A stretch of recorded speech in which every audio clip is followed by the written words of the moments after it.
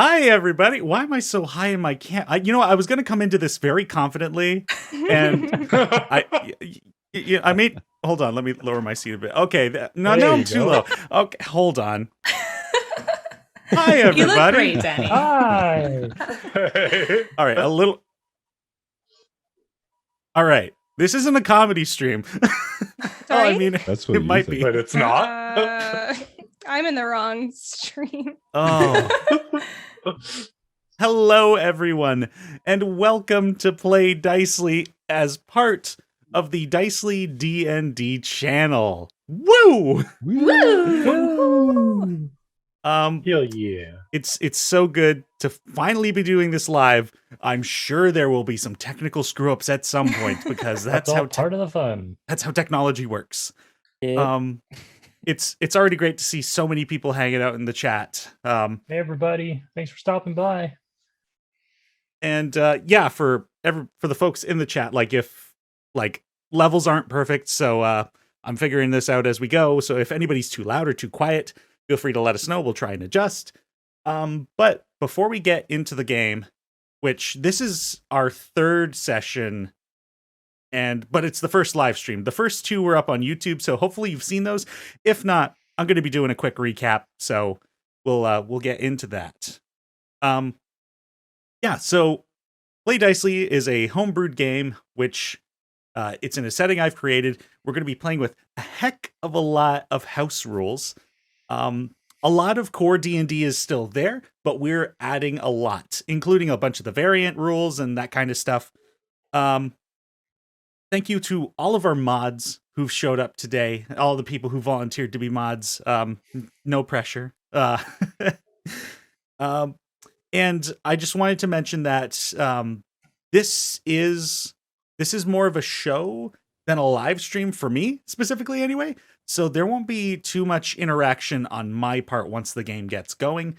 But in moments where there's points where players aren't in the scene, these guys might interact with you guys in the chat. So feel free to pitch things at them if they're not doing anything. And if they don't find the chat distracting, they'll probably respond.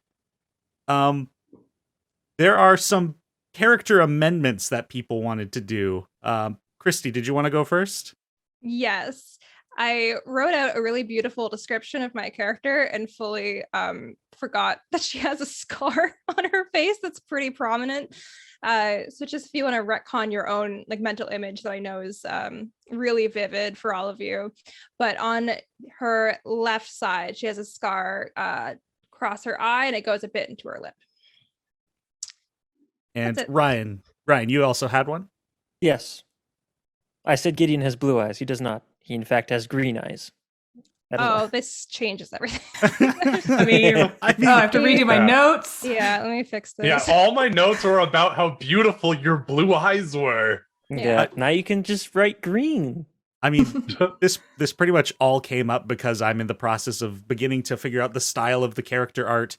And I was getting everybody's details. They're like, this, and this. Oh, I forgot to mention that on stream. Yep. That's about right. Did anybody else have any amendments they wanted to make? I could take that as a no. No, but one thing I do need to mention right now that I am seeing is that I think having this Twitch stream open is making my internet a little unstable, so I will have to close it. So I will not get to interact with you guys. Just letting you know up front. That's fair. Yeet. Being in a call and having Twitch open would be a lot of bandwidth going on. Yeah, it doesn't grow on trees. What are you talking about? I just have bandwidth for days. Yeah, I have my bandwidth bonsai kind of just popped out behind my desk here. I'm just pruning it as we speak. I feel attacked. You are the fighter. Fight. So in terms of amendments, we're also playing with a lot of, like I said, a lot of house rules, a lot of homebrew, and Logan's entire class is completely new. Me and him have collaborated on it, and so this is going to be constantly going through fixins as we see them kind of crop up. And so after last session of him being able to help as a bonus action almost every turn, we've altered that ability to be every other turn. Maybe at some point we'll be able to release that PDF, but I'll probably have to make it much more different from the text of the player's handbook and such before we get to that. Yeah, so there's that. And I've been sent a mysterious package from this crew. I think beforehand there is an email that needs to be opened. Down? What? Perhaps. Question mark? You know? What have We're you guys using done? new Don't know until you technology. check. But maybe you have an email. There You've might got mail. be an email. I'm going to That assume was this a is... to- really good impersonation. Where the hell is this thing? Which email did you send it to? I don't know, Dallas. I don't know. Guys. I don't know. I sent it to an email. Check your email. Oh my Nice. god. I've... Wait a minute. Is it... No. It should be from Dallas? Or from a random card company. Yeah. Perhaps. Check your spam. It says like, oh, a greeting card. Perhaps. Oh, Heard This you is like perfect. cards. Yeah, And I- He greetings. probably saw this, thought it was spam days ago, and like deleted No, it. it should have only sent at gone. 6 p.m. Yeah. It was. I think okay, I'm gonna send you a link, Denny. Yeah, I think that'll please also do. That's probably why wasn't that the This- option to begin with? We've got this. Or it went to some random person Or and they maybe just it went to received random person. whatever just we really sent. made something Hilarious. Well, I hope they enjoy what we wrote about Someone else that- named Denny just really had their day. Yeah, I hope they also Uh, have the same name. I don't know how I'm going to... Is this something I should like show to the stream? I don't think No, you have you to. don't If you have want to to. read it out loud, or just to yourself, or not at all, perhaps. All right. So Or just forget the whole thing. I leave that to Yeah. your discretion. So, I will narrate this. A card for Denny. Aw. We are super grateful for you. And this card shows a picture of a cheese grater wearing a cape, and it has a smiling face, and there's a small wedge of cheese beside it, also with a smiling face, clearly not understanding what is about to happen here. I've now opened the card, and there is a gif of a wizard shooting laser beams. Denny. This is so much better described than it is in reality. Denny, I can only dream someday that Elowen will look like this. Previously described wizard, but maybe more of an old lady instead, though the beard is pretty sweet. I'm so thankful for all the hard work you've already put into this campaign, and I can't wait to see what stories we tell. Thank you from Dallas. Hey, Denny, thank you for putting such a Herculean effort into creating such an immersive, rich world for us to run with our players' silliness. Maybe I should have just read this on my own time. I can't wait to Yeah. explore every nook and cranny of it. From Adam. Now I everyone's hope- like, what did we actually write in that card? I hope Yeah. I hope nobody's offended, but should have used Denny's professional email, DennyCoolGuy420@hotmail. Thanks, funeral freak. Oh, that's Yeah. the problem. That's our We fault. forgot the Yeah, 69. If in you'd there. rather just open the Yeah. gift, Cool guy and- 42069 headshot. I will read this. This is staying up. That's hilarious. I never got the email. Thank you all so much. That's so sweet. I'm excited to read what the rest of you wrote. for the chat, all you need to know is that it's just us loving on Denny and how amazing of a person he is. Wait, So- we were supposed to be loving on him? I just shout out him in the whole thing. Oh, I can't Logan, see you- your you- quote. You have to stop doing this. It's really toxic. Oh no. We've been meaning to talk to you, Logan. This is actually an intervention. Yes. We brought all our friends to watch live. So we had this conversation with you. Guys, there's a little scroll. What's inside this scroll? It's just a picture of Logan's It's a butt. scroll of crate water. We are maturely rated, so that very well could be until we get Good. kicked off of Twitch. Nah, man, it went up on the front page, bro. If he's in a hot tub, tell you what, front page, let's go. You know what? Amazing. I think I almost like the mystery of this better. I don't know if I should open it. Of course I'm going to open it. I was gonna say, Oh my god! Oh, this totally makes sense. It's a little map of my world. Oh, at least of the Yay. region. Spoilers. Oh my goodness. It's not spoilers. I put it out on Twitter. Oh, thank you guys so much. It's even got like the torn edges. It's so official. Oh yeah. Oh, you guys. The That real is too deal. sweet. It is. Because you're a real adventurer. And I'll never look at it again. No, I'm just kidding. That is so thoughtful, you guys. And I'm excited to read what the rest of you wrote in that card. People are here for D&D. So we Oh, shout yeah, out who that made thing. that? Oh, yeah, absolutely. Oh, yeah. So that is a product that is offered by geekify.com. And if you go to check it out, you'll notice that I am one of 2 reviews on that product from 2 years ago because I ordered one for Anthony. It's a really awesome thing that they do. And they get it out really quick as well. So if you want to have a map that you worked really hard on, then you can print it off and feel. She said hard on. Well, I do have that other story to get to, so I am gonna jump off. Bye. Just kidding. Outstanding move. Thank you so much, guys. That was so lovely of you. I also never get those that's what they said moments. So I'm so happy. We're starting off great. It's a good day. That's the real gift. You're welcome. Also, for anybody who's been keeping up with the Speak Dicely podcast as well, which is another branch of the Dicely D&D channel overall, because of how much work goes into this, that, and everything that I'm working on, the podcast is going to become every other week on the off weeks that this campaign isn't live streaming, just to make life livable, Yeah. It's a goal Wow. Yeah. What a to dream. live. I've got a few commands in the chat for the folks out there, and my familiar, which is roaming around in the chat, will occasionally bring things up. But I've got exclamation mark D20. If you enter that in the chat, and I think some of you might have saw Anthony use that earlier. I got a you 1. you can roll the dice and see what happens. But So Logan got an 11. Christy got a 4. Johnnyman TV, you rolled a 3. Sorry about your luck, Brad. Oh, Matt rolled a 20. Matt, good job, bud. Poor Jason Hey. didn't get a roll. Jason didn't get one. Oh, Jason's not allowed familiar to roll give the it- dice. And the familiar take it away. Already so many people rolling it. I'm so happy with I that. love Hey, it. get it, That is dude. very Have fun. distracting. I'm gonna not look at it. So there's that. And the last thing I want to bring up is a big thank you again to Tabletop Audio and Tim, who runs that and creates the music. You would have heard that in the intro bit there. You'll hear it again during the course of the night. So thank you, Tim, for the music. It's superb. I love it. Does anybody here have any other announcements to make? No. All right.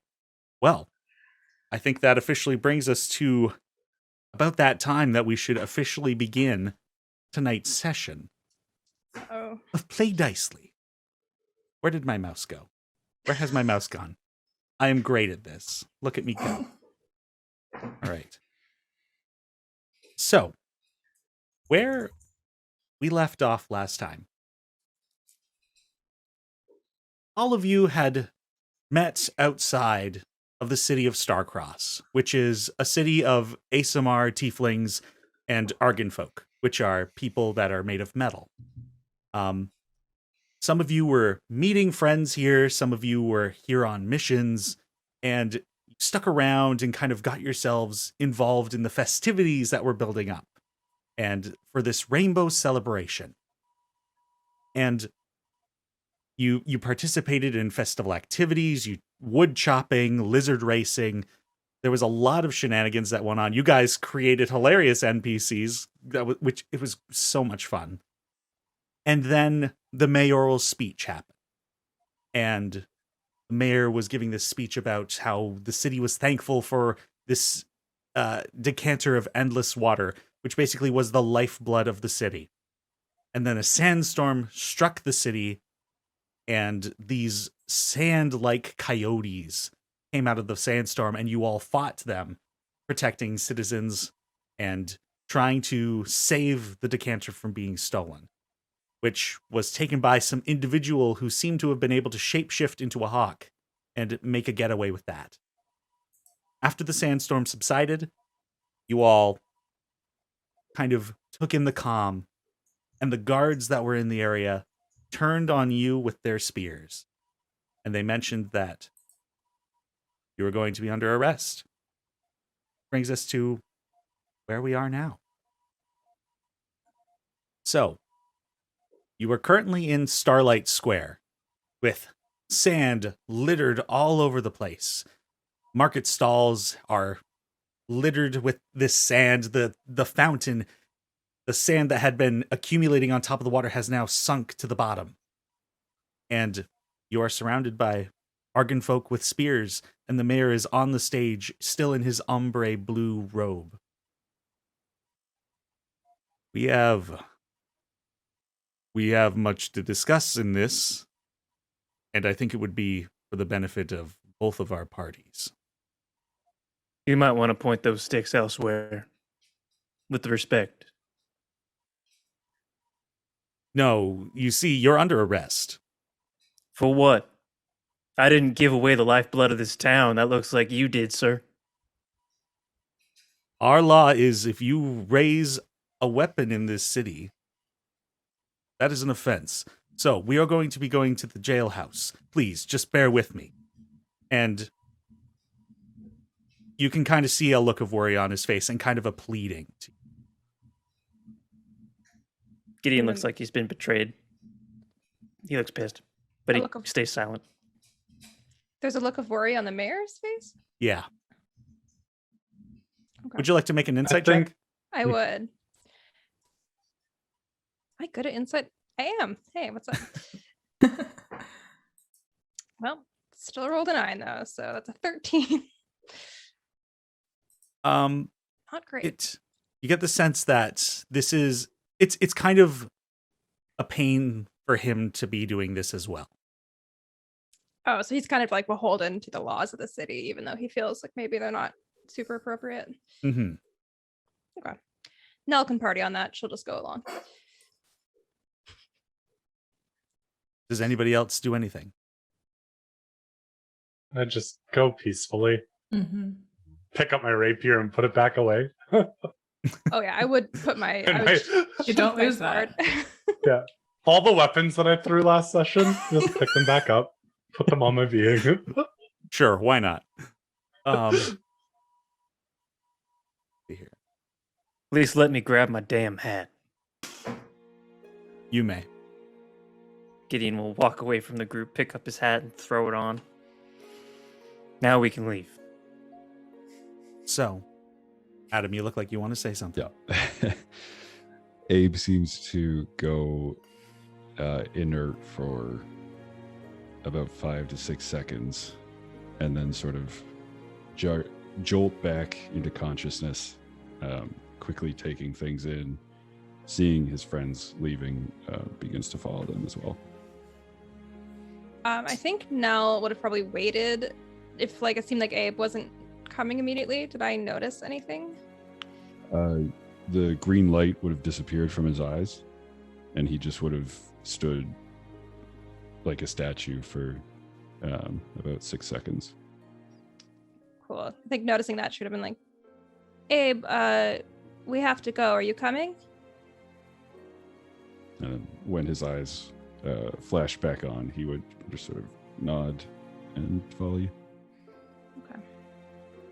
So, as people begin emerging from houses, and many of them tears in their eyes as they look around the city and take in all this sand that has accumulated, and they begin to just go about and look at the ruin that had once been such a joyous day, and some people begin to start cleaning their stalls, the areas around their houses of the sand. And the mayor barks at a few of the guards to stay behind and start trying to net a bunch of the sand that had gotten in the fountain, which is still spewing. It seems that there is still water in this city. And the guards even do so. Is the water spewing clean water? Yes, it seems so.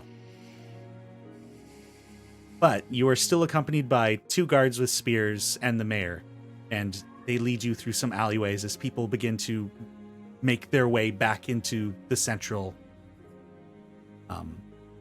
square. As You're we're right. walking, can I sidle up next to Nell real quick? Mhm. Try to have a hushed conversation here. Sure. Walk up beside Nell and... How are you doing? I'm okay, all things considered. You? I messed up pretty bad. How? Had the chance to stop that person. I missed it. It's not your fault. I could have stopped them, certainly. But, anyways, I just wanted to point out something that I noticed during the fight. Abe is not what he may, or he is more than what he seems. Yeah, I think you might be right about that. I saw with the remnants of that spell I had cast prior to the celebration some necromantic energy within him. That is dark, dark magic. We should be careful. Do you think we should tell Gideon? Now is not the time, I don't No, think. but should we tell him at all? Maybe. I'm not sure yet. I think we need to deal with this first and see where we're at, because there's just too much going on. Okay. Are there any other conversations that happened during the walk? Oh, you're muted. Gideon will make his way towards Abe, and he'll sort of see if there's any like sand or dust on him, and he'll start dusting him off and say, "You right there, big fella? I lost track of you there. I couldn't see you. You doing okay? You get banged up at all?" Abe kind of looks at, I guess, the remnants of the fire that scorched him, and what happened? To be honest, I'm not sure. Something magical, that's for sure. In my experience, that's usually not good, though. So, we'll have to keep our eyes peeled. You okay? Yeah, no, unscathed. My hat is a little damaged, but I can fix that just with some dusting and leather working. But I'm fine. You'll do. Glad you're doing okay. You look a little burned. How'd that happen? He looks at it again. Don't know. Fair enough. Well, next time something like that happens, you stick near me, all right? He nods enthusiastically. I pat him on the shoulder and continue walking. Unfortunately, a bit out of game, but Adam, can we get you to turn your audio up a little bit more? Yep. All right. I just think as we're walking, I'm probably like trying to keep my head down, but looking around to see if anyone's like looking at me weird specifically, just in case. I mean, as the lot of you are being led through the streets in the direction of the jailhouse, like people like look. I mean, at the party, not civilians. Ah. Yeah. I don't know. Does anybody look at Nell oddly? Me? No. Cool. Oh. Interesting. I actually can't remember from last week. Did only Abe see me cast magic? No, I believe. Well, I think basically everybody other than Gideon and maybe Drac had been at the stage at that point, but I think everybody else had. Okay. Cool. So, as you're all being led through the streets, as I was mentioning that, there are people who kind of look in your direction at this line of people clearly from outside the city being led to a different section. And they only give you quick glances as they continue on back to their homes and back to the main square, and begin to try and find anybody who's been injured or just to help get things back in order. And you're brought into an area kind of similar to what Elwyn and Azaria were familiar with. A place that's kind of an open area courtyard, and another smaller fountain here. And there are more of these adobe houses kind of around this courtyard, and there are several people here, some people laying on the ground, like clearly conscious, but like nursing wounds, bruises, scratches. And there are more guards in this area, including an Argan folk gentleman who is very, very well built, almost as if he was a bodybuilder. Like he's very top heavy, big shoulders, and he's got fists that are like the size of watermelons. Like his hands are massive. And Azaria, of course, you recognize this as the lawkeeper of the city, Bruce. And he's helping somebody out on the ground and making sure that they're okay. And he turns to you all as you enter into the courtyard. Oh, Mayor, is everything all right there? I mean, clearly it's not, but we need to talk, Mayor says. And kind of points in the direction of one of the buildings nearby. And this building has a massive door. It's like 8 feet tall. And the gentleman named Fruce looks in its direction and nods and beckons you all to follow him. The guards, the mayor, and Fruce all lead the way. You're brought into a building which, much like all the other buildings in this city, is adobe walls, but inside there are a few cells. It's not a terribly big building. Maybe like almost like a, oh dear, I don't know, a small clink. Like this is clearly the kind of city that doesn't see too much law breaking. So this area hasn't really been given much attention to. There's a small desk, at least in proportion to the massive Argan folk you had just met. And Gideon, you notice this gentleman, he's not wearing any clothing per se. He himself looks like he is practically fully in armor. But on his back, you can see this pearlescent blob of a shape, almost in the shape of a shield, but not quite there. It's familiar to you. Okay. Drac, you would probably know this or see this as well and recognize it as something similar that you had seen on an ASMR the previous day. You all enter into the building, and the guards stand in the way of the door, the cloth doorway, and the mayor looks to the 6 of you. I am terribly sorry that this had to go the way it did. There is, of course, there's a lot of cleaning up I'm going to have to do here, and this is basically for appearances, but I am asking you for help at this time. Are we actually under arrest? Or was that just a pretense? Depending on how this goes, this is a negotiation. Okay. So, you're saying this doesn't go well, we're under arrest? We did break the law technically. I mean, I don't agree with, laws being upheld simply because they are, but I'm also not the mayor of this town. If I didn't draw, I saved about 3-4 people there. If I wasn't able to draw, they were dead. So was I.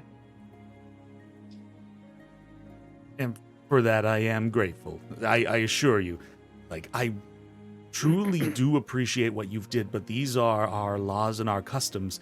We are a city that hasn't seen very much disobedience, and so if we slack on that now, I mean, we are on the verge of chaos here now. Mayor, I know that you are in a difficult position, but if this is to be a negotiation, then I think it needs to be both ways.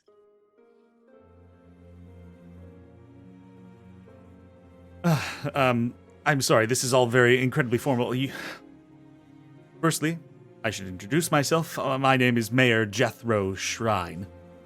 And as you might have figured, I'm the mayor of the city. And this, and he points to the massive Argon folk, this is our lawkeeper, Fruce. And he just kind of nods and crosses his arms, not threateningly, but just curious about the entire situation. And the mayor speaks in again. Okay, yes, we were speaking negotiation. On your side, what did you have to say? Well, I think it goes without saying that obviously not being placed under arrest would be ideal. And again, I can't say for sure about your customs or anything, but I think perhaps today has shown that maybe an adjustment to the law might need to be made. You don't have to listen to what someone tells you to do if they're being dumb, do you?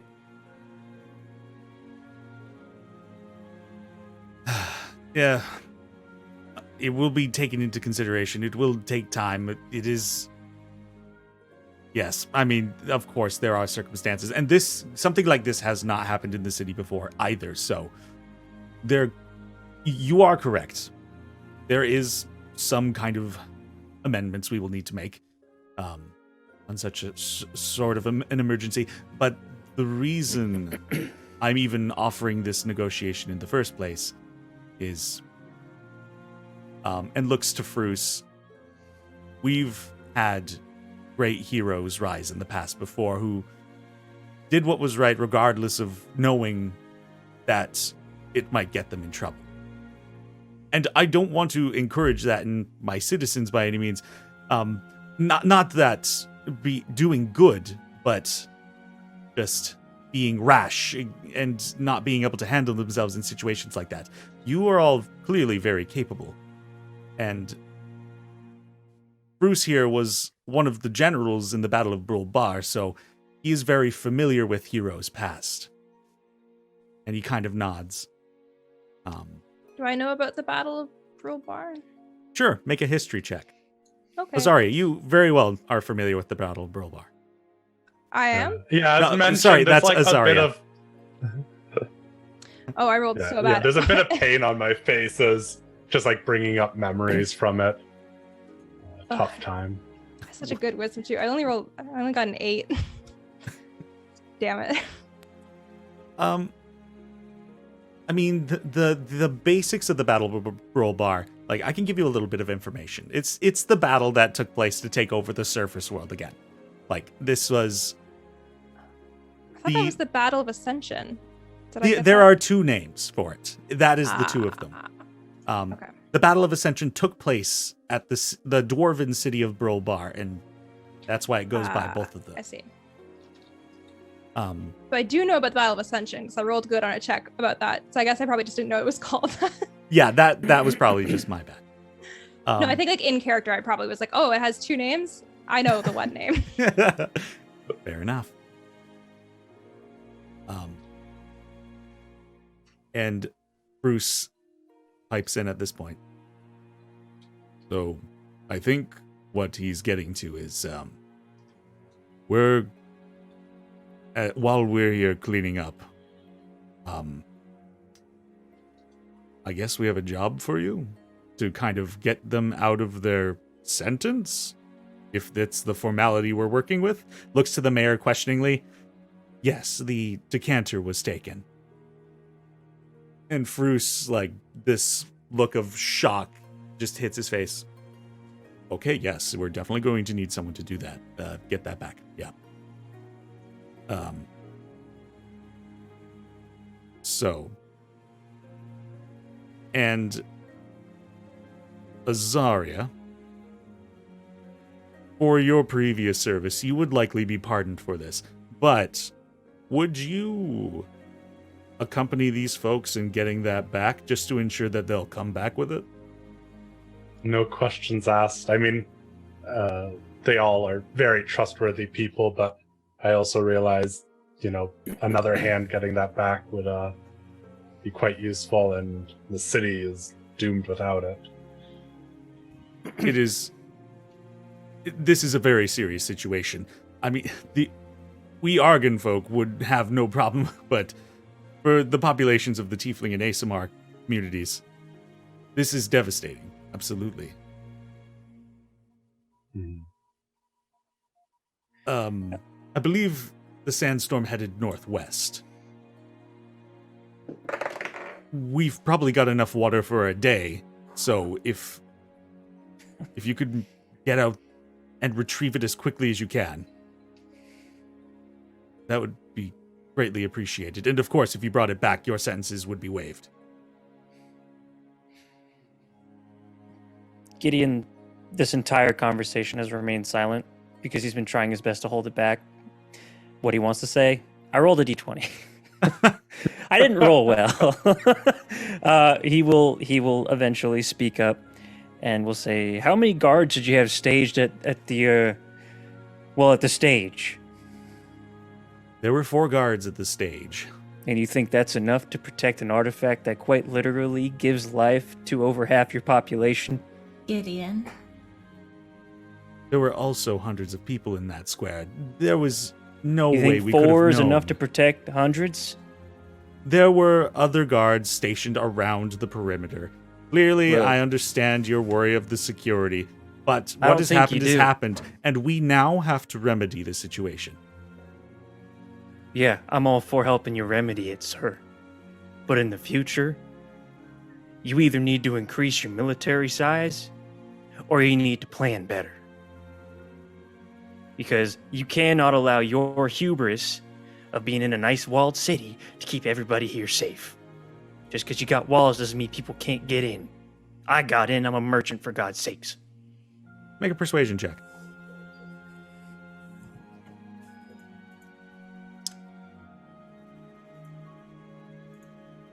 $10. I'm too honest, it's my flaw.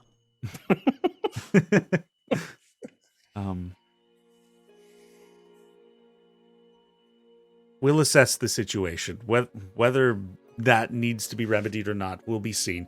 But it's very clearly 50 years of this being the way it has been.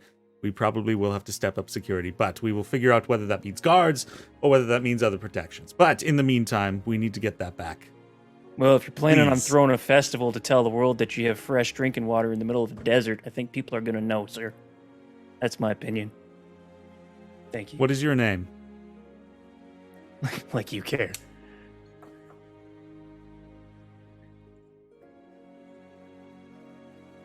He actually looks sad. All right, well, Azaria, if you could take these folks with you and get them out of my city. We've got work we need to do here. We'll hopefully bring that back before sunrise. He looks to Fruce, and they both nod at each other, and the mayor walks out the doorway. The 2 guards separate to let him through, and they follow him out. And you're just left in the jailhouse with Bruce. That other figure in the jailhouse, were they listening to that conversation? That is Fruce. Oh, with the big pearl on their back? Yeah. Oh, okay. Never mind. What do you do? I look around at my allies here and look down at my body that is pretty beat up and say, I would love to help out as quick as possible, but I don't know how much help I will be in this current state.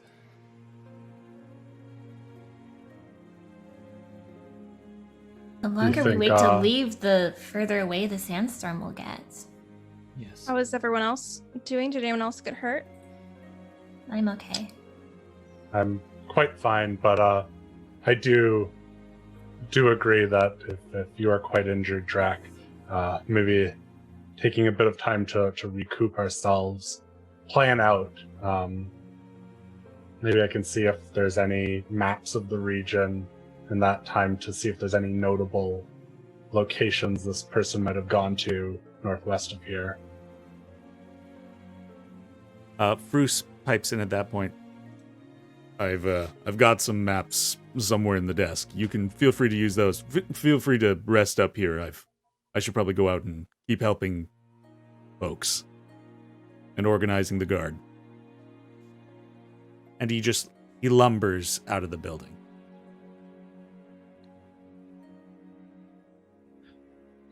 So I'll start spending the time just going through the maps, looking to see if there's any kind of ruins or kind of mountains in that direction, caves, anything that might be somewhere that someone could hide out.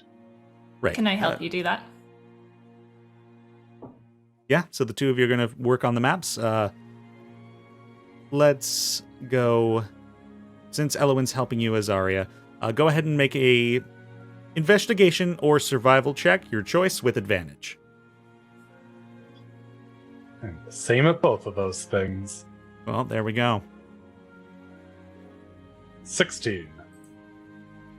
In terms of things in that direction, there aren't, aside from Balesville and the Alabaster Hills far to the northwest, there isn't anything directly in the immediate vicinity.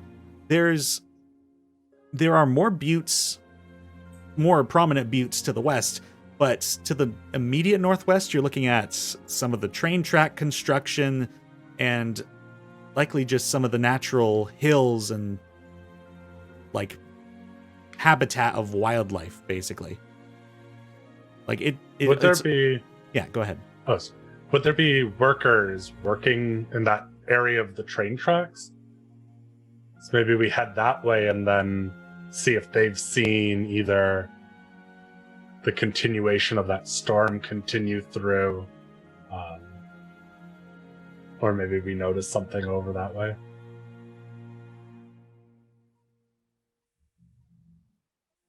There very well could be workers there still, but hard to know. You don't really keep a tab on their work schedule, as that's more Ascension sanctioned work as opposed to Starcross.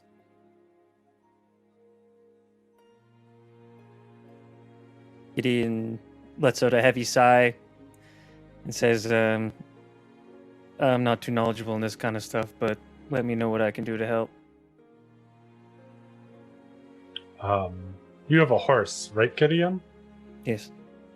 How many do you think, like, your cart would be able to take all of us? Could take I'm a just couple of thinking us. speed. If I dumped my wares, it could take a few of us, but that is my business. Oh. Look, sure, I can arrange something. I'll have to talk to the folks at Dnr Solutions, but I'll see what I can figure out. Sorry, what's Dnr Solutions? It's a company that sells adventuring gear and offers many services for travel and other jobs that are, shall we say, needed. Yeah, they do some jobs that you might consider you wouldn't want the law to do, shall we say? Bounty hunting, for example. They have a lot of affiliations. And are you a bounty hunter? Very rarely, yes. Only if I really need to be. If I can afford life as a merchant, I will do so. But if they need someone brought down and I'm not doing so well financially, then yes, I am. Okay. It's not my preferred line of work. Makes sense, I guess. Also, Anthony, could you turn your audio up a little bit more? Sure. I guess I'll do something while I speak so you can check my levels. Drac is going to begin taking a short rest and spend some hit dice. Yeah, absolutely. As you guys plan out and look over those maps and figure out what you're going to be doing as a course of action, and Gideon figuring out the situation with DNR, absolutely, an hour can go by, and anybody who needs to take a short rest and isn't performing any actions, feel free to do so.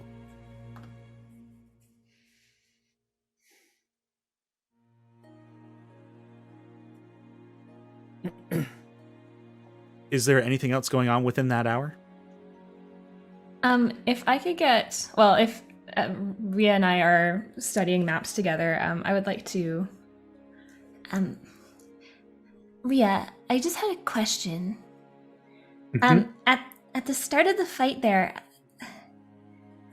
I felt this magic come through me, and I felt like I could see the battlefield. Like I could see exactly what was going to happen, and I felt this magic come through me, and I tried to share it with you. Did you feel that? I think I felt some remnants of that.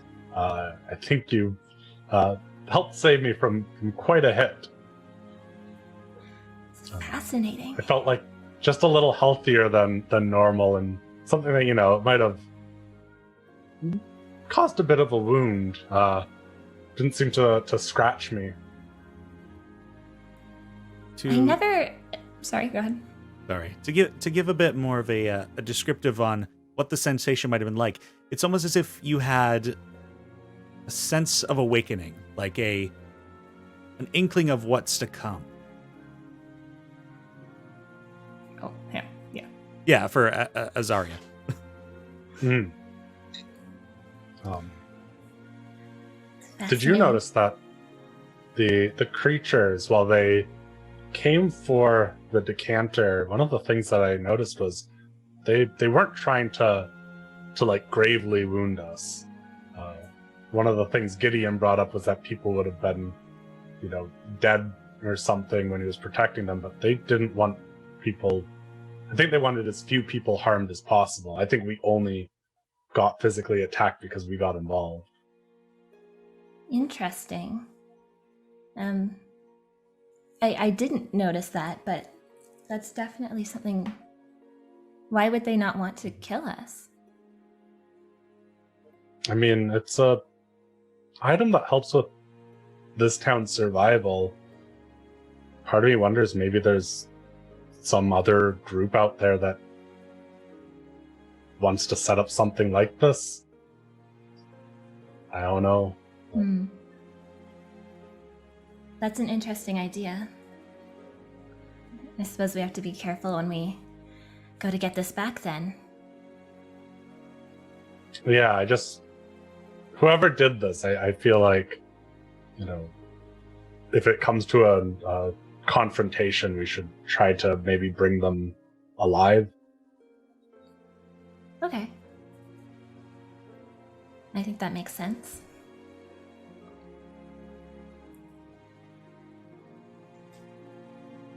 Abe, what are you up to? Abe is sitting, I guess, with his back sort of leaning on a wall, his hands sort of tucked in under his poncho. Just kind of, again, running his fingers over the cracks within the crystal embedded in his chest.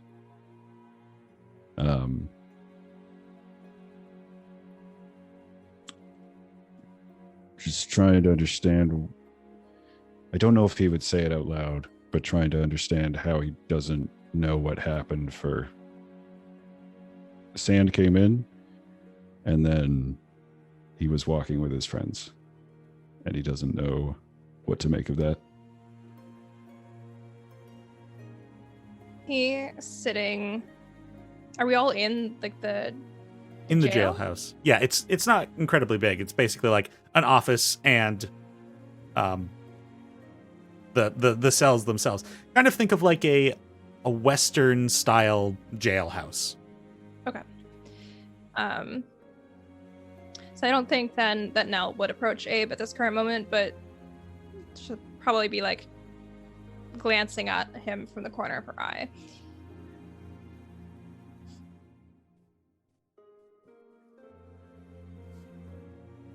So the hour has gone past. Gideon, what kind of arrangement did you want to make with Dnr?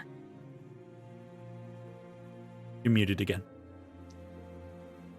Basically, that they could hold on to all of my wares for me in like a storage room, so I could take the wagon and make more room for people along the ride. Well, I mean, if I would ask for collateral, but if you're leaving your merch, it's probably good enough. I'll say. And just to make sure that nothing goes missing, just here, he'll flip him his last token. Just keep a close eye on it, make sure nothing gets stolen. In the event that we run short on stock, could we reimburse you for your merch? Absolutely. Because we might need it. That's quite all right. You most likely will, considering a great deal of these folks now have to move if this doesn't go well. So brace for financial impact, shall we say. The goblin you're speaking with is just like big sigh, like cartoonishly like and wanders off. And a few of them begin unloading your goods into the Dnr Solutions store and putting it in one of the back rooms. Yep. -1 token of friendship. There you go. 0. No tokens. Yep. Oh well. Thanks again. I'll say to the guys moving all the stuff. You got it, buddy. Yeah, that'll take however long it takes. Yeah. It'll all be within part of the hour. Cool. All right. Yeah, the hour has passed. What is your plan? So did we end up with like a clear idea of where we're going? There doesn't seem to be much that way. I think maybe our best bet is to just head off and try to follow the storm. Perhaps somewhere in those hills, there might be someone hiding. Maria pointed out there might be workers out there that we could ask. Oh yes, I was speaking with some other Dragonborn who came by the railroad, whatever that is, and said that there are workers over there, so maybe they know something. Did anybody see this person? I didn't. I got right up next to them and then let them go. It's alright, don't beat yourself up. Did you see what direction they went? The storm went northwest. Well, that's a good place to start. The direction, at least. Hey, yeah, it's no issue, man. If, Been more disciplined. hey, the mayor of this city thought it was a good idea to bring out this town's only supply of water and announce to the world that it's here and have 4 guards protecting it. Don't you worry about yourself, my friend. You are doing just fine. Thank you, Gideon. That actually means a lot. That's no issue. Just telling the truth. Pats you on the shoulder. Have we started walking yet? We should. They were walking and talking. Yeah. Yeah. Yeah, if we were standing around, I'd probably be like, all right, let's get moving. Yeah. Because I want to talk to Rhea, but I don't want to do it until we're like actually on the move because I feel like we're wasting time. So- Sure. So you all prepare. You rejoin with Hildy, who had been left in the the square and get Gideon's wagon, and a few of you can ride in it. You probably have one or two of you that'll have to walk. I can will walk. walk, I don't mind. Before we run off, I have something quickly that I just remembered I should probably tell the mayor about. Okay, we'll And get ready to go. I'll like run as fast as my legs could take me, not being an athletic person. Get there just panting, probably. All right, yeah, you find him in the Starlight Square. So he's not actually far off from where you guys had been setting up the wagon. Even so, you might still be without breath. Yeah, he's just directing guards at like cleaning areas and helping people, and he's trying to organize a cleanup. And then I'll be like, Jethro, could I speak to you in private for a moment? And he points to a few people like, yeah, just like that. You keep going. Yeah, just put it in the barrow, wheel it out of the city. It's probably all good. I'll be right back. And he comes over to you. Yes, Azaria, what? This could totally be unrelated, but maybe somewhere worth looking into as we head northwest. Before kind of all the festivities and events, Lenlin had asked me to do something for him. He seemed very kind of rushed, as if he had something very urgent to get done. But he specifically... Is that one of the stable boys? Yes. Okay. He wanted me to give something to Pesmine, but specifically, and the thing that just crossed my mind was he was very specific about it had to be before your speech that they met. And they weren't meeting like in the town square. It wasn't like they were going to go celebrate together. They met up in the botanical garden. It could be nothing, but it felt too coincidental all of a sudden. All right, I'll keep that in mind. Thank you, Azaria. That'll probably be an afterthought, because first and foremost is getting the city back into at least a healthy state. So, but yes, I'll make a mental note of that. A lot of mental notes to be made at the point. Yes. Well, take care, and we'll be back as soon as we can. And he puts both of his hands on your shoulders. Thank you so much. This is home. He sighs deeply, composes himself, and goes back to organizing people. And I run back and I'm exhausted. I'm just like... Climb into the wagon. Oh boy. I see Azaria is sitting on the wagon first. Oh, I would like to be on the wagon too. That's fair. I don't mind walking. Yeah, I think if I were to be on the wagon, it would be too slow, so I'll walk.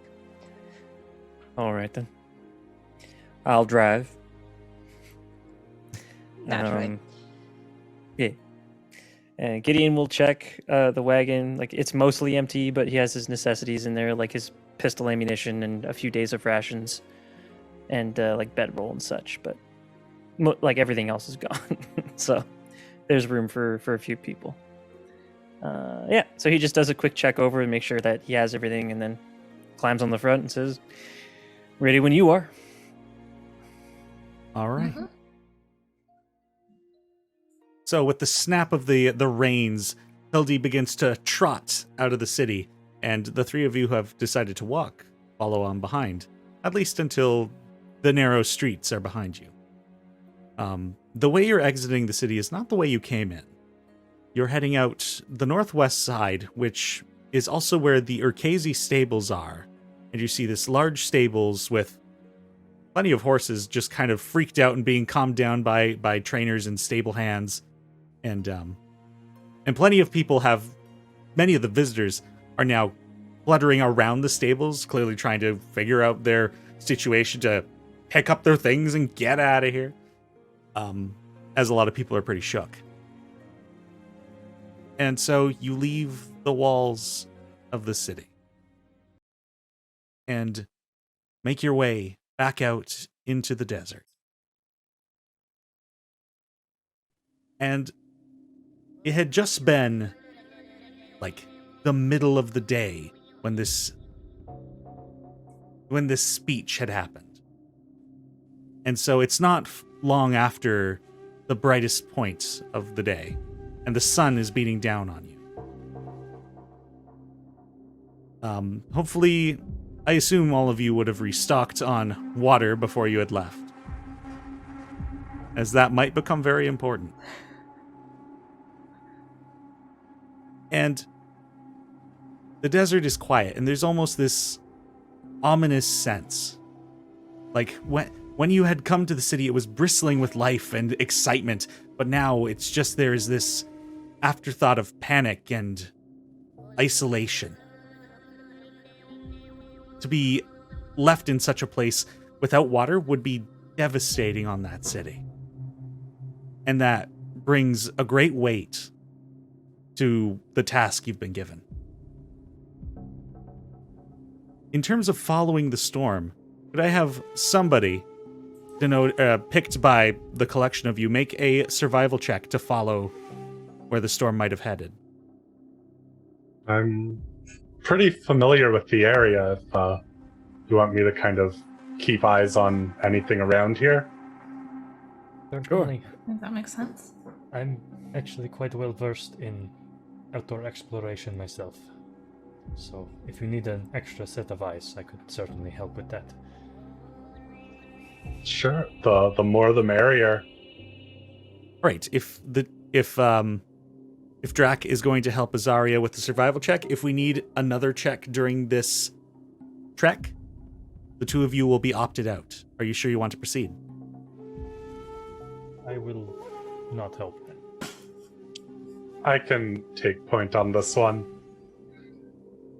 And man! Woo! These are the same rolls as last time. You're not going to believe this. So, Logan, you've rolled a critical fail, but with your bonus of an additional 6, you got a 7. You are still able to determine the direction that the storm had gone.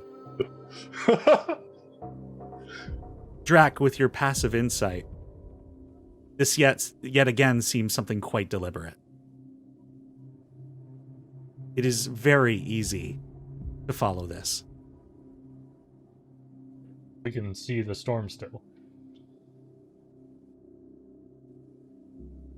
I would say it has probably subsided, and there is a point where, as you're following the trail of the storm, where it's clearly left this tossing of sand and has just thrown it off, and it has begun to deviate from the main road. Did you decide to pursue that into the wild, or into the off the beaten path? I'll point it out to Gideon. It looks like we continue off of the main road following it. But as kind of our person in charge of controlling this carriage and stuff, we'll trust your judgment on whether we continue on the road or follow it.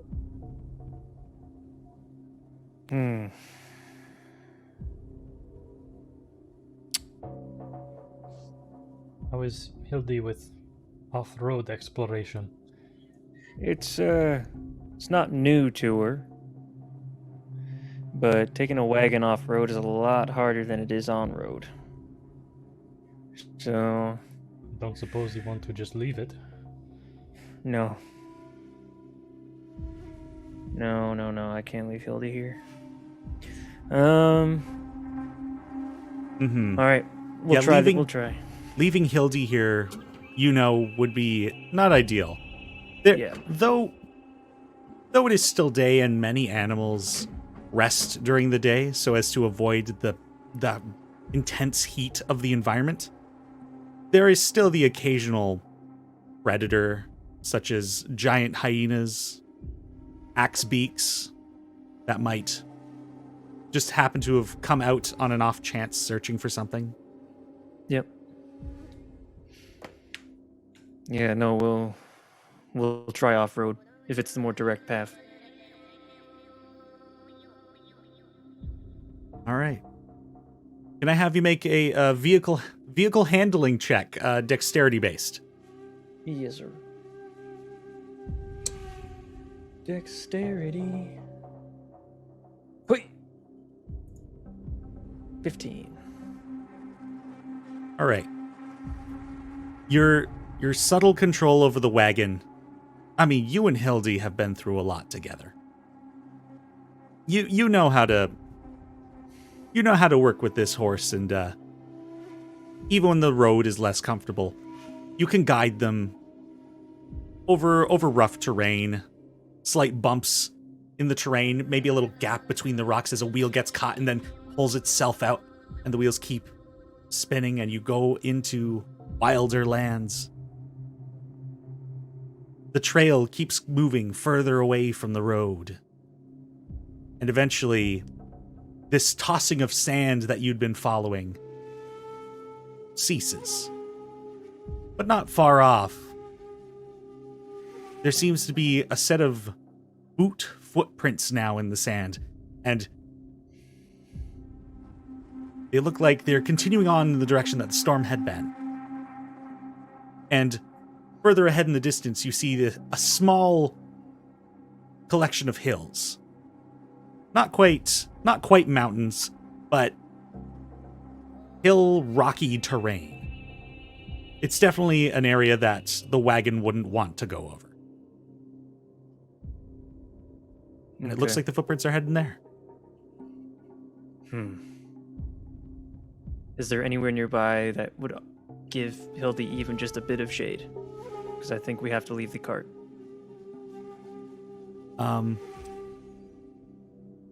I mean, looking around in the desert area, you are in the thick of it. Like, there's the occasional shrub here and there, but for the most part, your background pretty well encompasses what you're looking at. Wonderful. Thank you for providing me with the excuse to not narrate.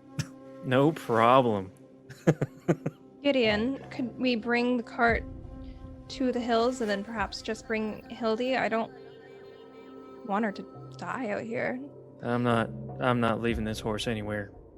Yeah, but can you leave your wagon and bring her? Yeah, we can leave the wagon. But not yet. We're not at the rocks yet, so.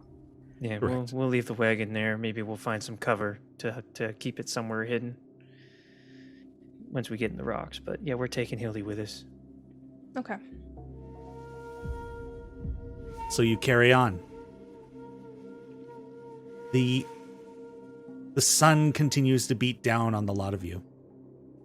Can I have everybody at this point make a Constitution check, or Constitution saving throw, I should say?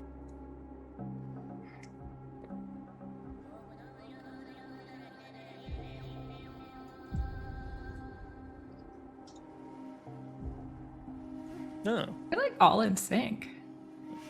Yeah. 12, 14, 13, 13. We're all very middle of the road people. I rolled a 17. All right. It's not really fitting the theme of what we've got going on. Oh, heck. And here I am trying to find the rules on Exhaustion. I should be prepared for this because, I made a series on this kind of thing. I was going to talk to Rhea anyways. Do you want me to talk to her while you're panicking, looking for something? How dare you? Absolutely have that conversation, but there will be repercussions. Bring it And on. they'll get smote. No. Oh, go ahead. Yeah, as we're traveling, I think I would just ask Rhea, I mean, you're gonna hear this too, Gideon, so I guess I'm not being like super subtle. Just be like, maybe it's to both of you. Gideon, you were very forward with your opinion to the mayor, but I wanted to get Ria's perspective on how the city is run, because was he being like, did he not actually plan well? Did he not consider the safety of his citizens, or is Starcross just that untouched normally that what he did was normal? Well, I mean, 50 years almost, roughly, of doing this type of stuff. Nothing like that's ever happened. Like, hindsight's 2020. That's great that, you know, but at the same time, it's a celebration, you know. You could, in larger cities, have big festivals and easily have people die if someone decided to attack. And only in those moments after are you like, oh, it would have been great to have, you know, something else there. I personally, I think something will have to change going forward. People will be scared, but I don't believe, you know, the idea of like, oh, we should always have, you know, we should have had 20 more guards and just, it's not a way to live. You know, people want freedom. People don't want to feel like they're being watched and that, you know, they're unsafe. But yeah. Yeah.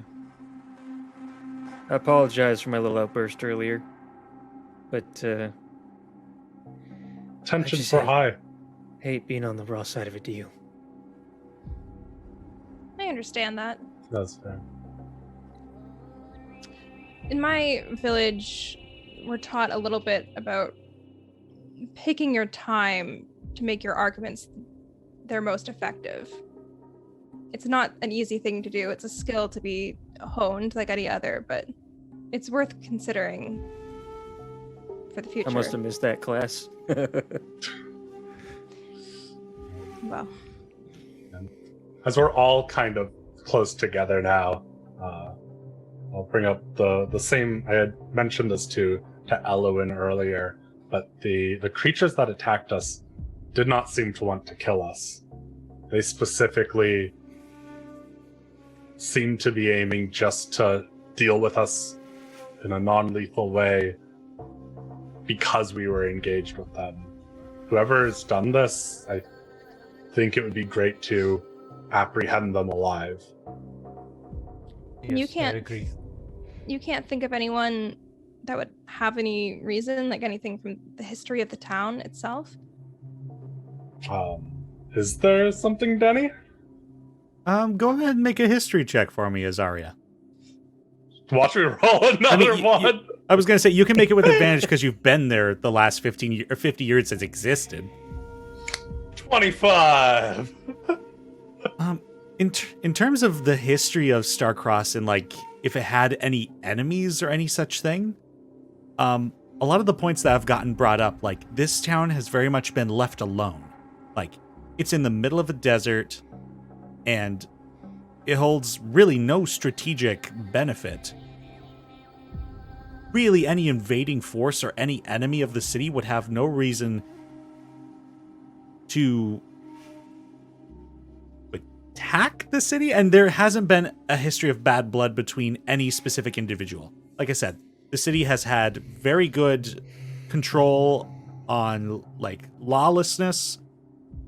That might be the wrong way to put that, but it's been very, very civil, very lawful.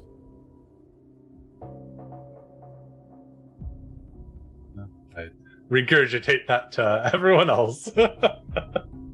In a more eloquent fashion, I'm sure. And going back to those Constitution saving throws, if anybody was wearing medium or heavy armor, roll it again. You're doing that with disadvantage. Also, Abe, did you roll for that? I did, yes. I got a 23. Oh, okay. Yeah, you might be fine. And keep me down. I got a 12 when I got a 13 before. So it's all the same.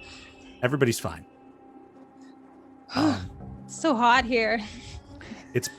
It's been 1 hour since you've left the city. And you carry on. These conversations happen. And you look up to the sky, which is a much different color from the red-orange sand all around you in every direction. And just the sky, just this blue that off in the horizon fades into a white. But in the sky, there is not a cloud. For the same reason that the city has been so reliant on that magical item, the sky shows a reflection of that. There is no hope of water naturally reaching that city. Not in the form of cloud or rain. And no form in cooling you down as you travel. I'd kill for some overcast right now. Another hour goes by. I'll have you guys make those con saves again. If I don't eat or drink, am I still being affected the same way? Yes, this has nothing to do with food or drink. Okay. This is extreme heat and cold. The rules we're going to be operating on are Argon folk, despite being made of metal, and this applies for most things such as like damage and psychic damage and all that kind of stuff. Like, there's a stress on the crystal in your chest. Okay. And that's kind of where this damage and these con saves come in. Gideon. Oh. As the gentleman at the front of the wagon, you don't have much cover. Unlike if some people opted to ride in the back, they at least have the covered wagon to shade them ever so slightly. As this is your wagon, your horse, and you have graciously taken the job, you're going to suffer a point of exhaustion. Yep. I also Gideon, rolled a 5. After a bit, Gideon's skin starts to turn red. It's clear he's getting burned up real bad in the sun. On his face at least. But he's just drenched in sweat, and he'll basically stops the cart for a moment and takes off his shirt and leaves his vest on, and continues the ride forward. Drek, this is very far from the land that you're used to. Yeah. What's everybody's passive perception, by the way? I have those. Mine is 14. 13. Hell yeah. 12. I'm just gonna roll a quick stealth check and see what happens. Okay. Cool. Never mind. What are you stealthing? Taking your shirt off? I'm just walking, I look over, and all of a sudden you're just wearing a vest. What? No, not that. It's because he took his shirt off, took the vest off, and Yeah. basically turned away from you. And Don't worry about it, guys. Nothing He's got to a- see here. He's got a really embarrassing tramp stamp. He doesn't want anyone to know. All right. yeah, he continues forward with just the vest on and the hat. And pants, of course. For those of you who kind of recognize the area a bit more, you're at this point have begun to veer more west than northwest towards these hills as you're following these footprints, and the train track development is to your north. So the trail you're following doesn't head in that direction. And 1 more hour goes by. You're now getting into a bit more of the evening as the sun begins to head towards the mountain range.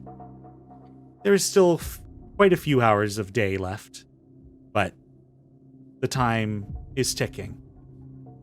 One more con save for me. Do we still Sorry, see the footprints? I just Yes. remembered that. I just remembered that first level exhaustion is disadvantage on ability checks. Yes, so your saves are good still. No, but when I rolled the stealth check, I didn't roll disadvantage. Oh, so I rolled fair again and I got point. 6. So, what You did they can see? describe. You see on Gideon's chest over his heart is a pearlescent birthmark of a wilted leaf on the wind.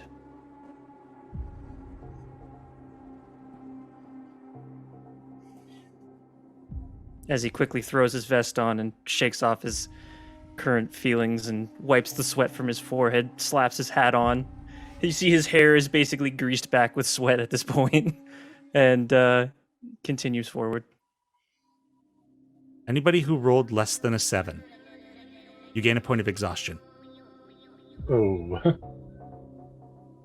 Gotta roll again. 1 sec. Okay. Oh, first level. All right. 18. I'm good. So at this point, Gideon, Drac, and Azaria have 1 point of exhaustion as the heat is just beating down on you.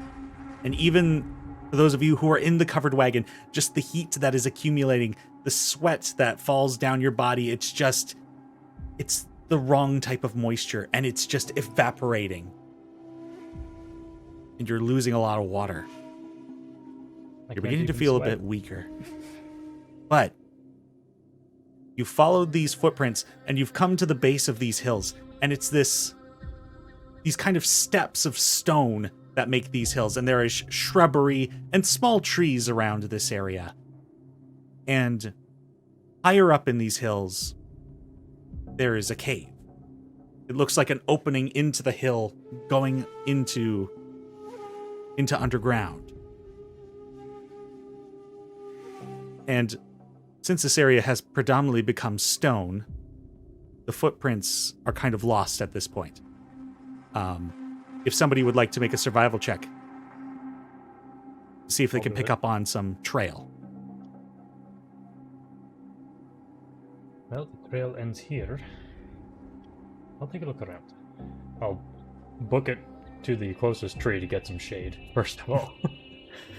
And use that as an excuse to look for tracks.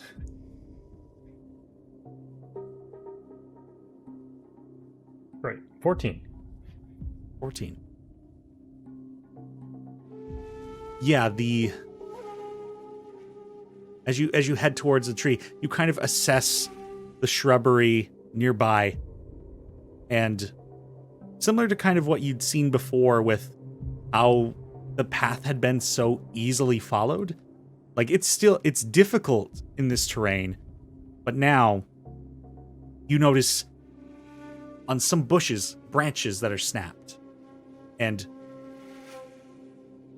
some sand that is kind of tossed on stone, leading towards this cave mouth. Looks like whoever was through here was in a hurry and didn't much care for covering their tracks. Does it look like passing by that shrub and the sand, with my survival check, does that seem like a viable path to take to get to the cave? Or does it look like this person went out of their way to leave a trail? Like, both answers.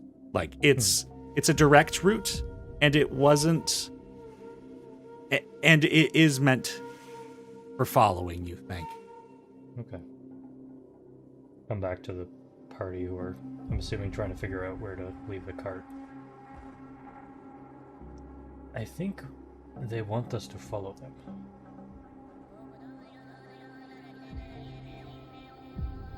Why would they want us to follow them? I don't know. Trap? I don't know. Feels like a trap. Let's be careful. I can go first, just because I'm a little bit bulkier, so if anything happens. I won't say no. Yeah, I'm We stay a bit quiet. beat. What was that, Abe? Should we stay quiet? I Probably. think that's probably a good idea. That I am not the best with, so if someone else wants to sneak ahead, they can. I would usually feel quite confident in my abilities to go by unnoticed, but I am just tired. I relate. If they wanted us to follow them, perhaps they already know that we're coming. Maybe we should just head in. Denny, just a retcon. I forgot I was exhausted and didn't roll a disadvantage. I rolled a 1.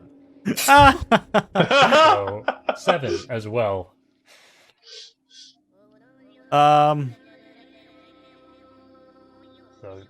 erasing everything you told me from my mind. That's hilarious.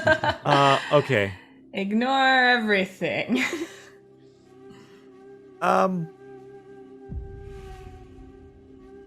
It's fine. We'll proceed as normal because I don't know how to retcon that. Sometimes that's the way it be. I mean, if we want to try going quietly, I can try going ahead. Do you feel comfortable doing that? I can try. Be close behind you, don't worry. Yeah, Well- I'll be next after you, just in case. Sure. Denny, how long has it been since I last cast Mage Armor on myself? It's been about 3 hours, so you've still got it up. We're good. Yeah, I can try to sneak in first through the cave. Gonna have you make a stealth check, and anybody who's following, do the same. How far back would I have to be to not make a stealth check? Yeah, Honestly, any distance, but not moving, and you'll probably be fine. Okay, actually, you guys can try staying out here. Let me try something. Well, I'll talk to Rhea, I suppose, and I'm going to attempt to create a telepathic link with Rhea. So, we're gonna do that. I actually don't have to attempt. I will just do that because Yeah. I can't fucking roll. It's a minimum of 1. Yeah. We communicate for 0 0 hours. hours. It's a minimum of 1. I'll fix my query someday. But so I will channel this magic that has suddenly kind of started to come to me, and not something I actually understand very well, but seems to just kind of be intuitive in me now, and try to reach my mind out to yours. And then, can you hear me? In our And, minds? Elowen's voice comes to you in your head. And in my head, I try to communicate back. Yes? Did you hear me? Yep. This is fascinating. I agree. For the rest of you, there's a brief moment of silence that is awkward. I pull out, I have like in my little like bag, kind of dusty old book that as this happens, like as I'm having this conversation in my head with Elowen, I start writing about the experience in it. Can't even wait to start writing. Azaria just frantically begins scribbling in a book as everyone's just kind of like waiting for something to happen. I'm sorry, I don't track what is happening right now. I just created a telepathic link between Rhea and myself. So I can try to move ahead and I'll relay any information back to the group if you want to stay here for a moment. What does that mean? She can talk in my head. Oh, That is incredible. It is the Yeah. most Okay. fascinating experience. You're That's telling useful. me. All right. Stay safe, friend. Don't do anything I wouldn't do in there. Maybe do some things I wouldn't do in there. Sure. just be careful. I will be. I will certainly let you know if I'm in trouble. And I'll head into the cave. So, Abe, what are you up to? You also rolled a stealth check. I did roll, because Abe just he adopts, his eyes flash green again, and then he adopts the sort of animalistic posture that those that had been around saw, and he kind of keeps distance from Elowin, but is going in sort of basically as like a support backup. Something goes wrong, he's in. I will not say no to this. And his eyes turn green again. Drac instinctively goes into a defensive stance, knowing what he knows. But They're always green. They just they're seem to always green. flash brighter. Okay. Never mind. Disregard that. Gideon But is the not paying any attention animalistic to this. stance is definitely making Drac a little nervous. That's fair. So, Elowin and Abe, the two of you approach the mouth of this cave. Abe. Abe! Abe's cave. Oh, cute. Wow. Adorable. So you approach the cave, the two of you, and the sensation of smell is not something that Argon folk can appreciate. Elowin, on the unfortunate hand, the smell of death and rotten meat wafts out of the cave in a large wave that almost instinctually makes you gag.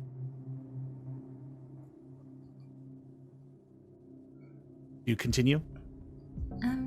Yeah, we don't see anything yet. No, you're not quite at the mouth yet. You're getting up the hill and you're almost Not there. even at the cave? Good.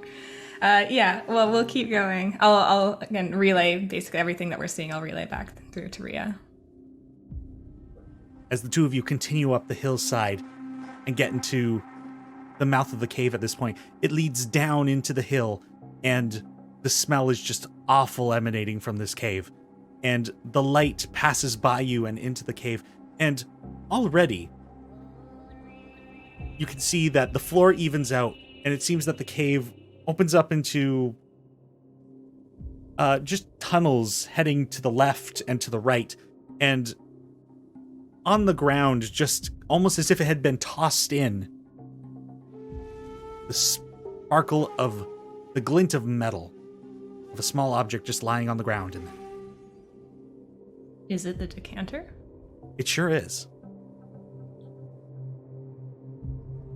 This feels like a trap. You tell Rhea. Yeah. I'll let you all know that it's sitting right there. Nell's gonna go. You want us to come in? Yeah. I don't say anything to the group yet. Yeah, I don't see. I mean, do I see anyone up here?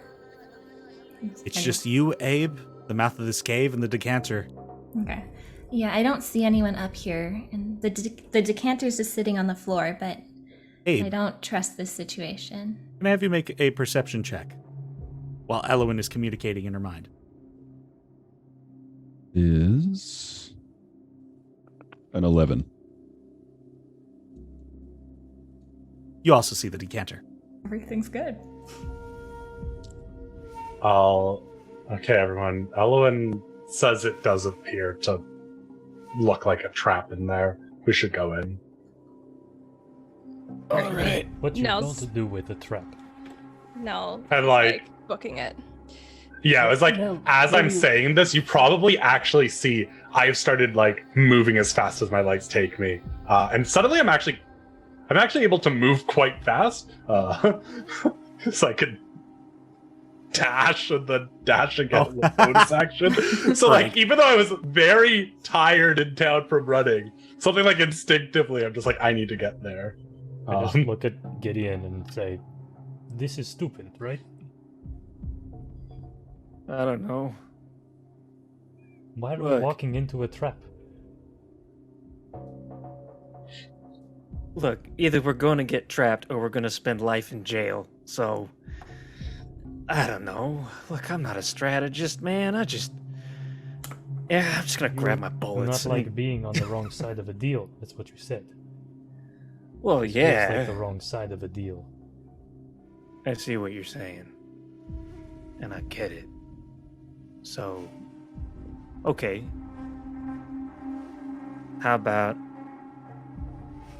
We protect them. I- I'm not going in there. you know, Okay. I'll keep an eye on him from a distance. Hence why I bring these. And he loads up his pistol, slides it into its holster, and grabs like 2 handfuls of bullets and shoves them into his like pouch on his side. We'll say he takes like 12. 3 of these like thin, tiny little like dart like daggers out of a pouch in his pocket. That's why I bring these. Very good. While the two of you have had this conversation, Nell and Azaria have quickly run up the hill, and that same scent of death just washes over you, and it's awful. It's not fresh. I feel like for a moment I'm going to like, but I hold it in. I hold it in.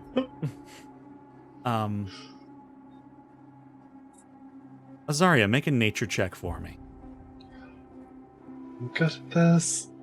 19. 19.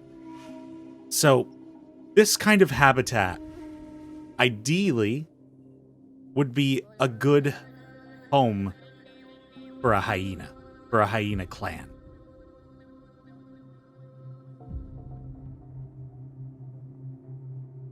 Like, this isn't a man-made structure by any means. This is natural cave in the hill. Do I know of any, because it was a humanoid that took this item. That is correct. That's what you've been told. Do I know of any humanoid creatures that spend time with hyenas? I mean, from your own experience, nothing you've come across aside from other druid clans, but since the desolation, nobody's seen a druid. I'll relay to Elwyn, just watch out for hyenas. Okay. Seems similar to their kind of environment, the natural cave, the kind of rotting carcass smell. Okay. And Abe's still just beside me. Yeah, I'm- just waiting for the go-ahead. Can I move further into the cave now? Do you want to take the lead? Because Elwyn, Yeah. you haven't stepped into the cave, have you? No, we're still just standing outside of it. Yeah, and Azaria and Nell, you could also see the decanter, like, as this tunnel like goes into the earth and the light just enters the cave, it's just in there. And Gideon and Drac, you can absolutely catch up to them at this point, if that's what you desire. I think Gideon's going to take a side path, one perhaps with a good vantage point, to keep an eye on them. Nell or Elwyn, you two seem to have different ways of using magic. Do either of you have a way of getting that with magic? Oh, That was actually a great point. I could try using mage hands. I just have paladin abilities. I don't have magic. How far away is it from us? It's like 15 feet away. It's just... Okay. Oh, excellent point, Rhea. Thank you for reminding me what my abilities are. I will cast. I'll attempt to cast a mage hand then and try to pick it up. Can I examine like the cave before she does that? Sure, make a perception check for me. Come on, roll good. 15. 15. So, you notice on the wall, like, so the sun beam goes into the cave and lights up the floor and the decanter. What the light doesn't hit is the wall just past that. And what you notice in the darkness on the wall, it's not just natural rock. It's almost like this strand of something, like almost this like sticky substance that's been stretched across the wall. And because it's in darkness, you can't quite make out the color of it. I think like It's not touching the decanter. It's just on the wall. I think Nell like put an arm out across Elowen, just like 1 sec. And then I think like this thing feels so visceral to her that she has kind of like an emotional like shock to it. And then can like dancing lights, like three balls appear in the dark area. Give us some detail about these lights. What does your magic manifest as? I think you described it before, and I liked this a lot. That it has kind of like almost like an opal, like that kind of like shimmer to it of like multi-colored. Right. It's kind of like, it's not a steady glow. It's kind of like sparkling and crackling. Like there's something about it that's really chaotic in a sense. And when they like appear, I don't know if they come out of me or just appear in the space. That's up to you. I think they would just like blink into existence like above this strand thing, and I look surprised about them too. Like, who did that? So, and it's 3 orbs? Yes. 3 of these whitish orbs with kind of a sheen of blue pink, almost reminiscent of oh dear, there's a certain type of shell that has this like rainbow Abalone. texture, abalone shell, and it kind of runs through this white orb as they bloop bloop bloop into existence and kind of hover in the mouth of the cave, almost as if they themselves had been immersed in water and were floating.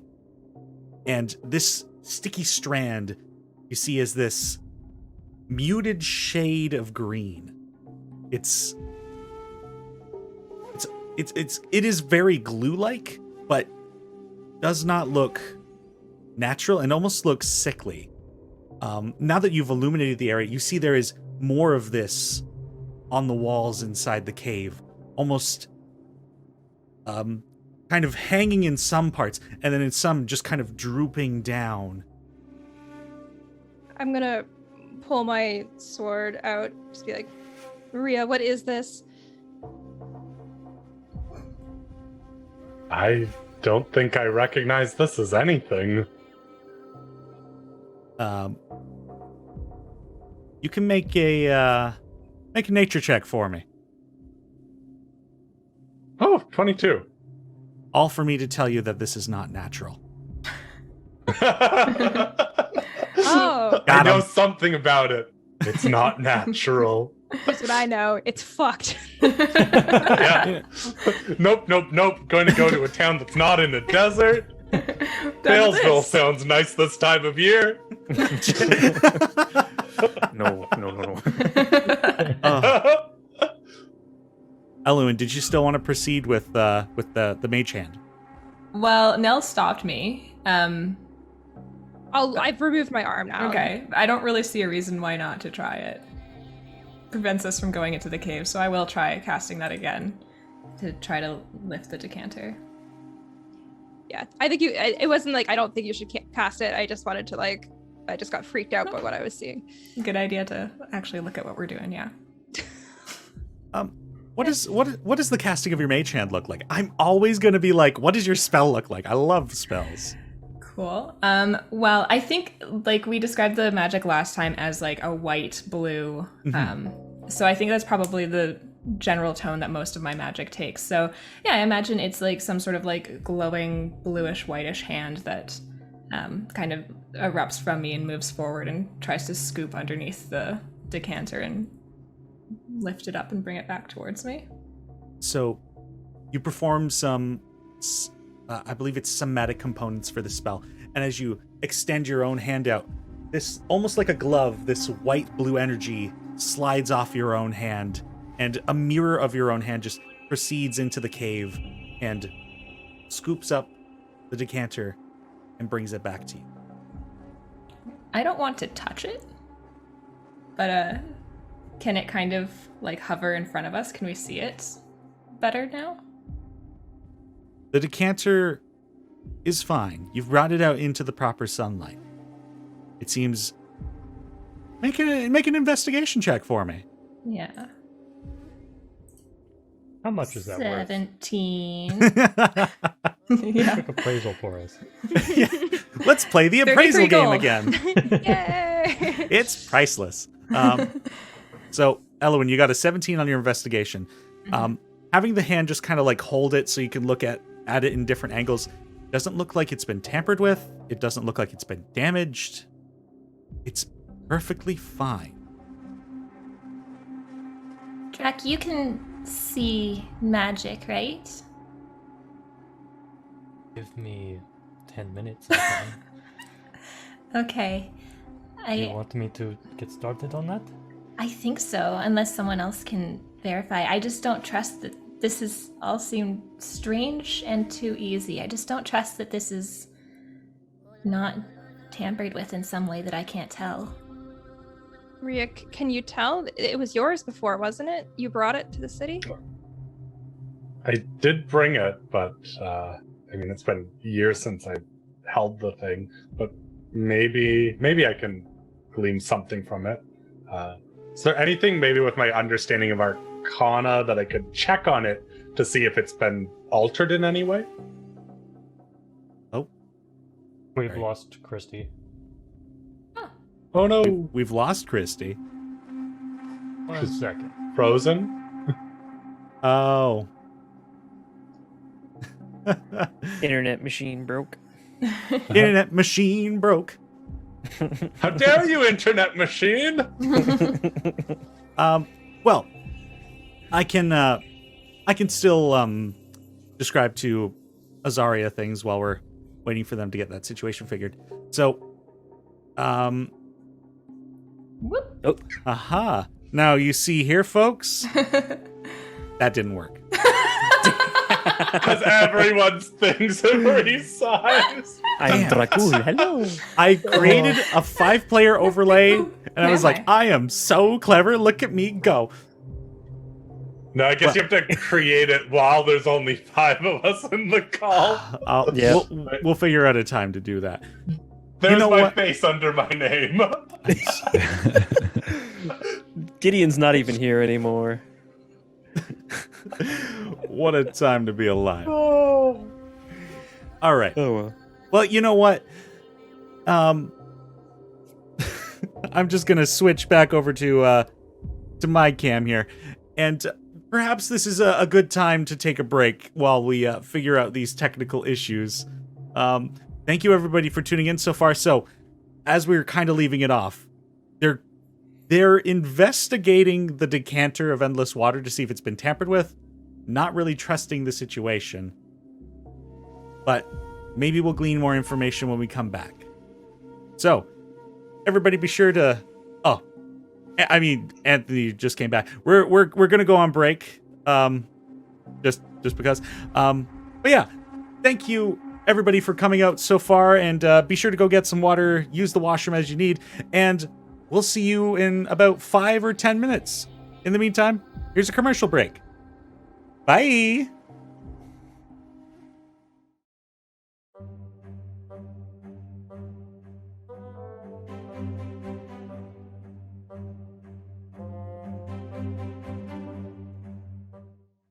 And we're back.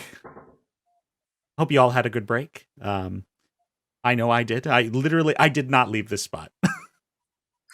You guys stretch your legs, Denny. Yeah, that's a fair point. You know Yeah. what? Now I got to do it on stream. Just gonna stand up, repping my. Oh, look at DnD that swag. fancy shirt.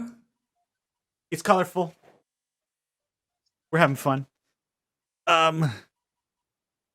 So, thank you everybody who's tuned in so far. Like this is amazing. I did. Yeah. This is not my first venture into streaming, and this is already so just mind blowing. So, thank you all for supporting your buddies who are playing D&D with me, and so great to have in stream or in in player order here, Adam Brewer playing Abe, Anthony Saul playing Dracul, Christy Clow playing Nell, Dallas McKenzie as Elowen, Logan Cracknell as Azaria, and Ryan Worthing as Gideon. But yeah, I mean, if you guys haven't caught up on the first 2 episodes, hopefully you're not too out of the loop, but I believe I have some information to explain about a decanter. Please.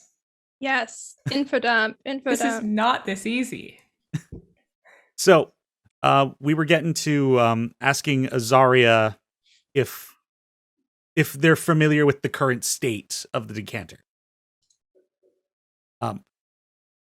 Yeah, I'm going to need you to make a history check for me.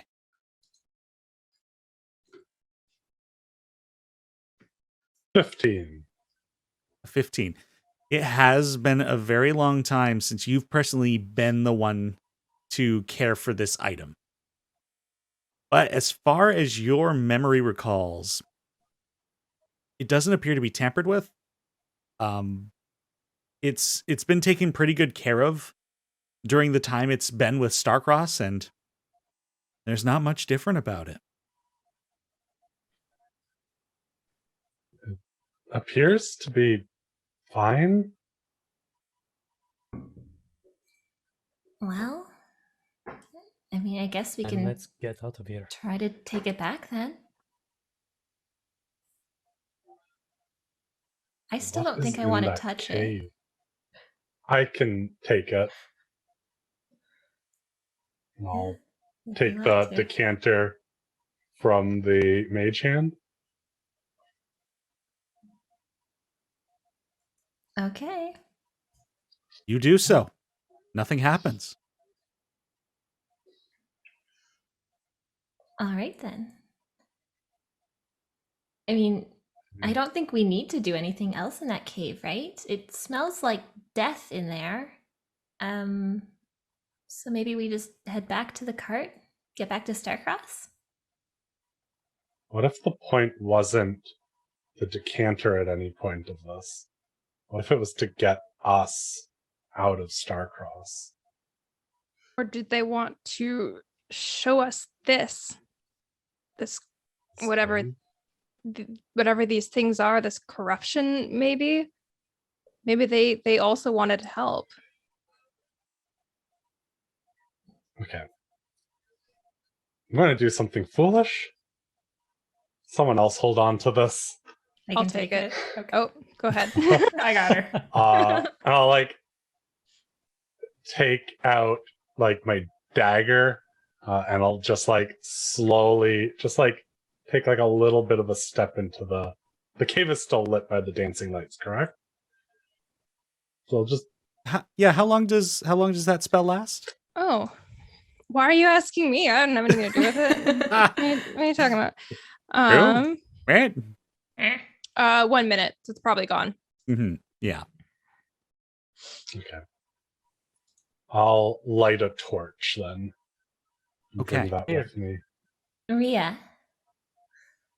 I'll try to stop you, but you can go ahead if you'd like. Aria, you don't need the torch. I just Oh. put my hand on her dagger, or their dagger, sorry, and it ignites and becomes lit. Cast light on it. It's very convenient. And yeah, I'll proceed, and I want to try and maybe like scrape a sample of whatever this goo is. I'm standing at the mouth of the cave, darts at the ready. All right. Yeah, I still have my sword out. So Gideon will step in behind Azaria. Okay. So Gun drawn. Gideon and Azaria, the two of you step into the cave, Azaria with your glowing dagger. As you step into the mouth of the cave and kind of shuffle your way down this little decline to where the decanter had been and where Nell had pointed out to this gooey-like substance, the dagger lights up more of the cave. You see to your right, there is a I don't want to say a small recess, but there is about a 10-foot dead end that kind of ends in like a circular shape. And there's almost like a spider web. There's like tendrils of this stuff just every which way and just kind of across the floor. And you look to your left, and the cave looks like it proceeds and then turns slightly left and also more sharply right. And there is more of this ooze kind of from the ceiling on the wall, stretching every which way. And past that on the left, you see that there's a mound of some kind. Large body just slumped over on the ground.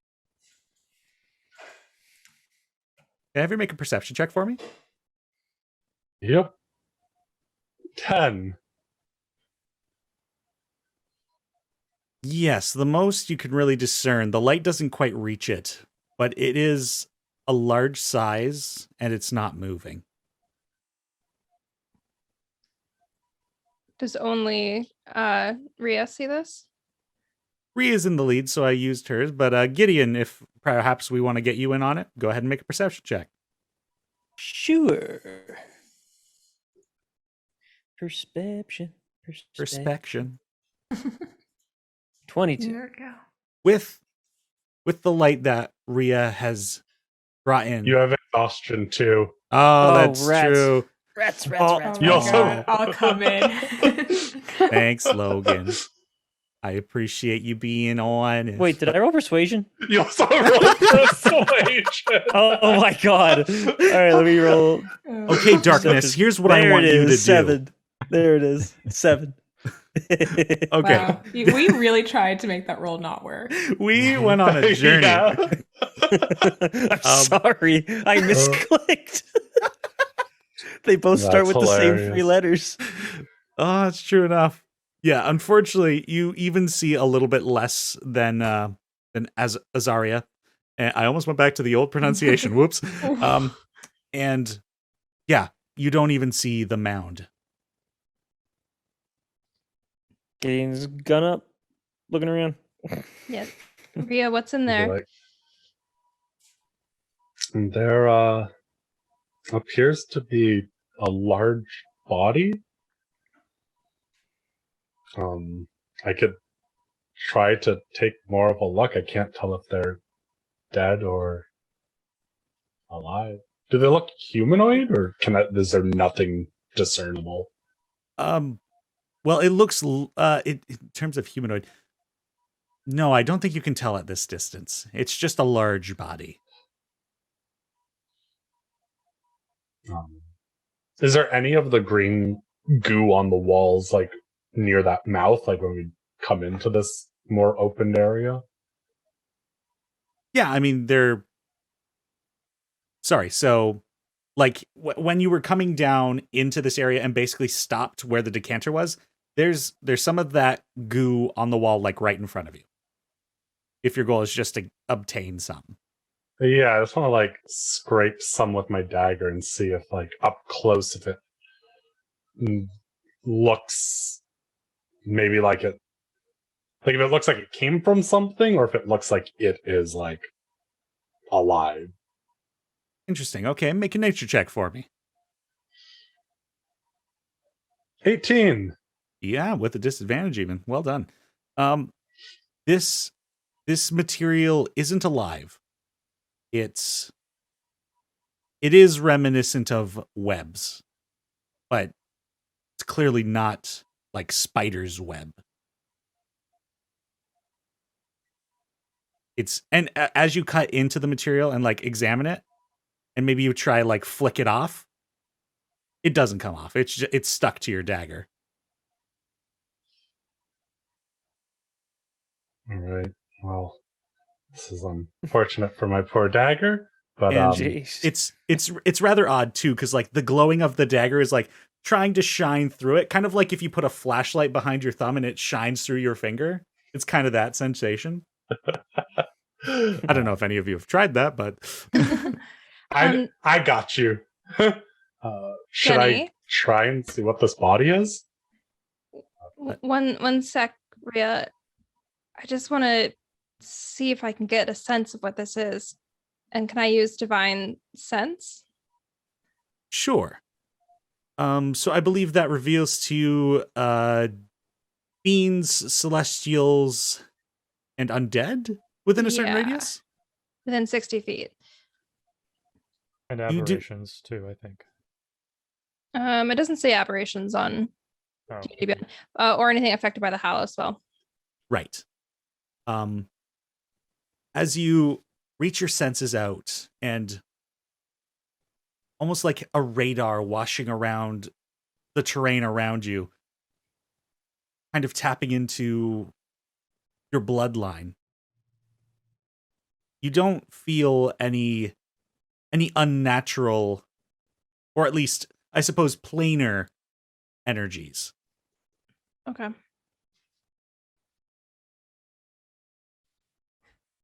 I We'll mean, get a little hey, closer to the body.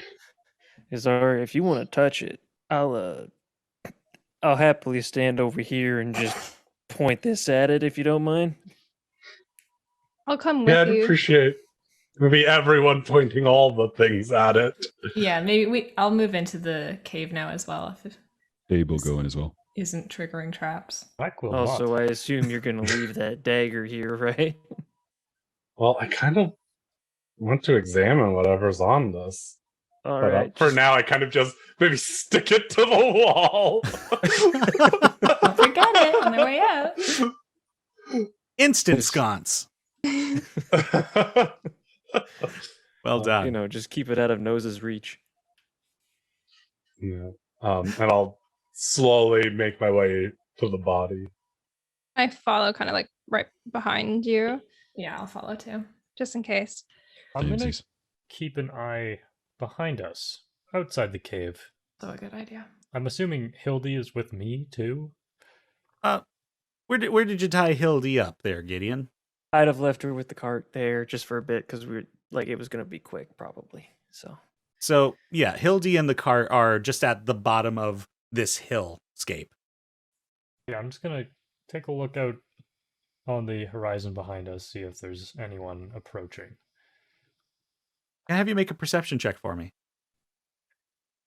Remembering to roll with disadvantage now. Hmm. And don't roll Okay, not persuasion. bad. 15.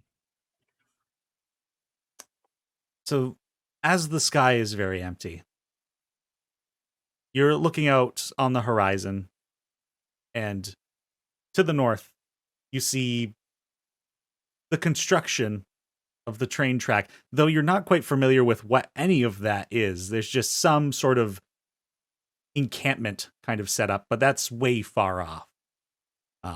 Probably even a day's trek from here. You see, far off in the distance, there are more of these buttes. And then in the sky, it's kind of circles above you, is a bird. Just circling. Do I recognize that fucking bird? Can I have you make a nature check for me? This fucking bird. That's pretty good. No, it's not. 12. Thought I had a bigger bonus. I mean, it's hard to gauge the possible size of it. It could be a vulture. It could be a hawk. It could be. Well, those are likely the two closest candidates. I was going to make a joke and say it could be an axebeak, but those can't fly. They're kind of like ostriches. Okay. But yeah, so that's like far up in the air, circling. I'll For just those clock that and keep an eye on it. for those of you in the cave. So, Azaria, you begin stepping closer in the direction of this mound, and you've left the light on the wall? Yeah, All right, do you have dark vision? I do. Okay, so you'll be fine then. So you step closer in that direction, and you see that there's some of this substance that's kind of on the wall and kind of comes down onto the floor in a, not quite a puddle, but definitely an area you probably wouldn't want to step in. So you kind of have to veer around the left side of this to avoid it. And the body is kind of just past this pile of sticky material. And as you get closer, you're able to see that this is definitely not alive. It is the corpse of a giant hyena. It appears to have scratch marks in it, like slices in the flesh, and small bites taken out of it. Whatever was here in doing this, it didn't finish its course.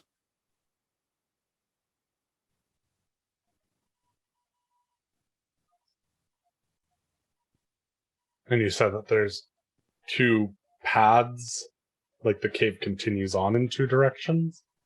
So yeah, now that you're in here further, the right path is kind of where the hyena is. The left path, it's just another of these like circular dead ends. There's a stalactite there. Can I have you make a perception check for me again? In fact, everybody that's with Azaria, go ahead and make a perception check for me.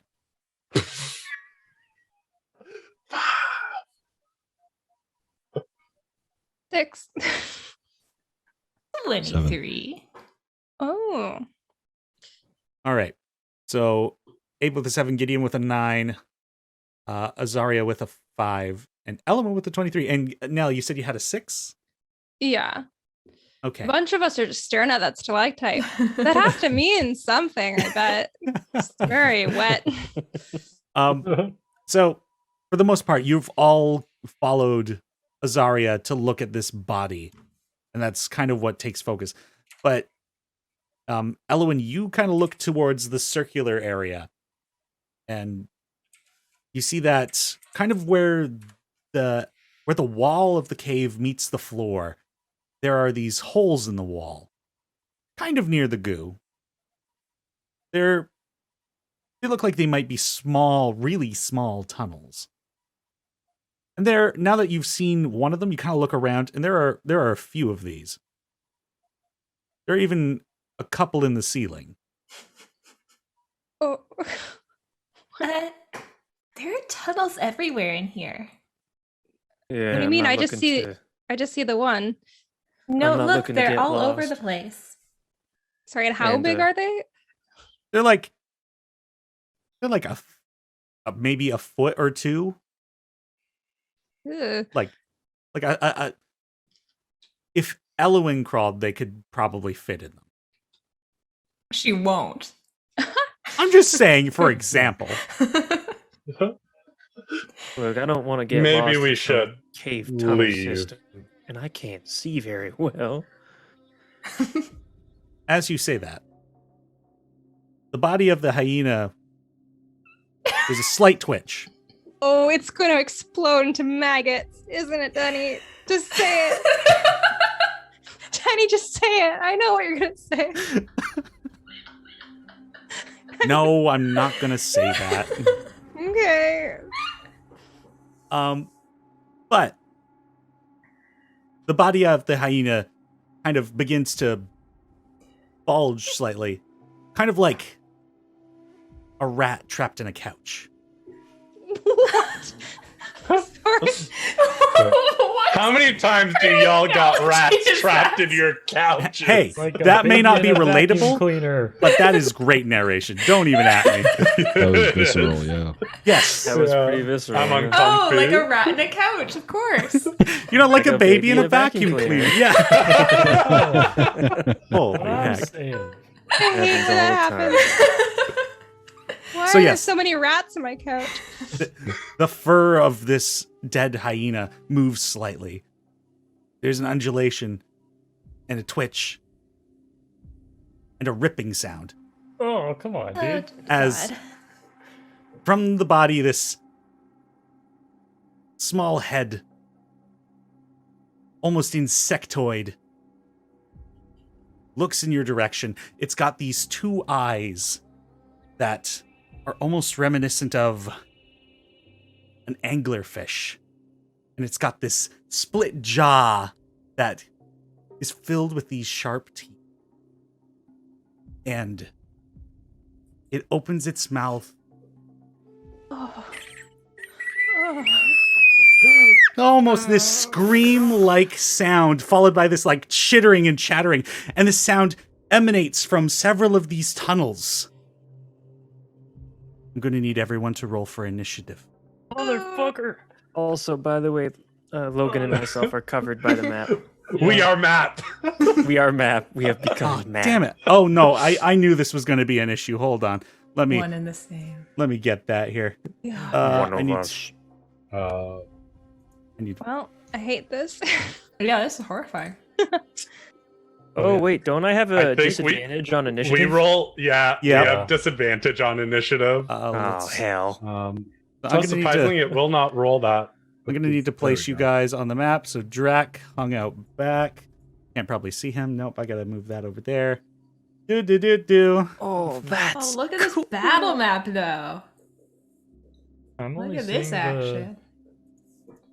Oh, that's cool, man. Let's see. So Azaria was kind of up front. Hit that thing.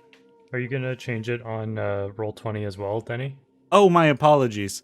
I do have to do that. We'll just play from watching this. Yeah.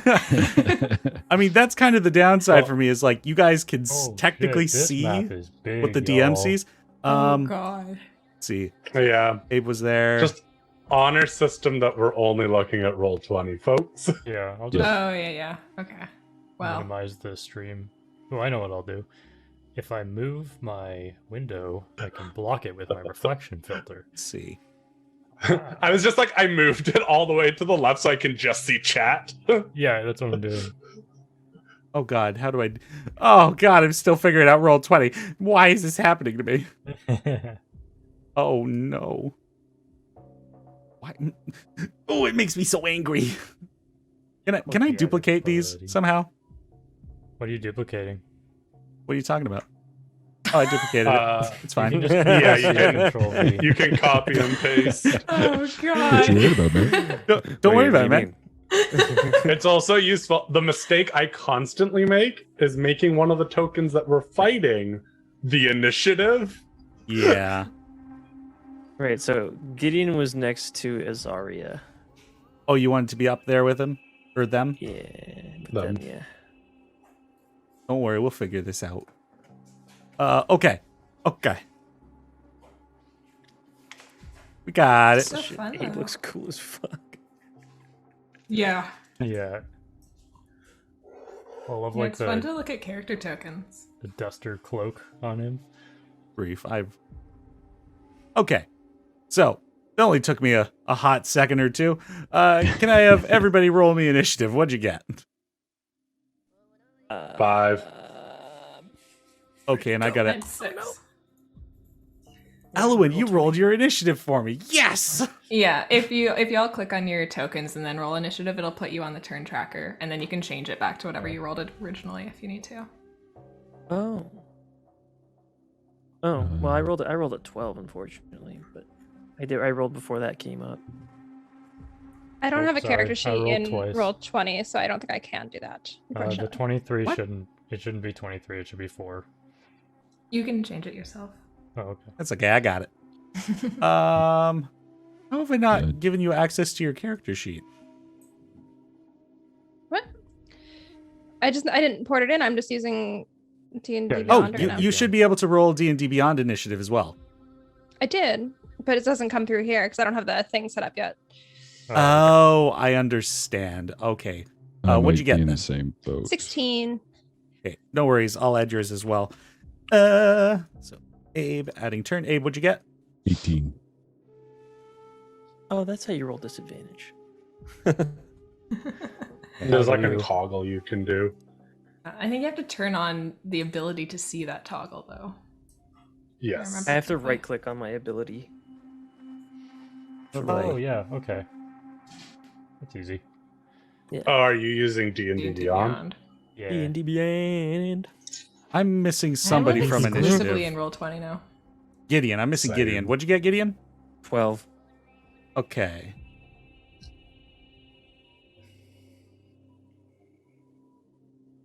And I should be able to. Aha. I've got it. Okay, so I crit on that see that. initiative. Oh boy. I As see. It was good knowing you all. brief, and I have to keep track of like what Roll20 shows for the viewers at home. Oh my gosh, this is tough. Okay. Great. So they're going to move first, and I need to reveal more of the map to you. Oh. So one of these guys skitters through the green stuff and into the wall and vanishes. Oh no, thank you.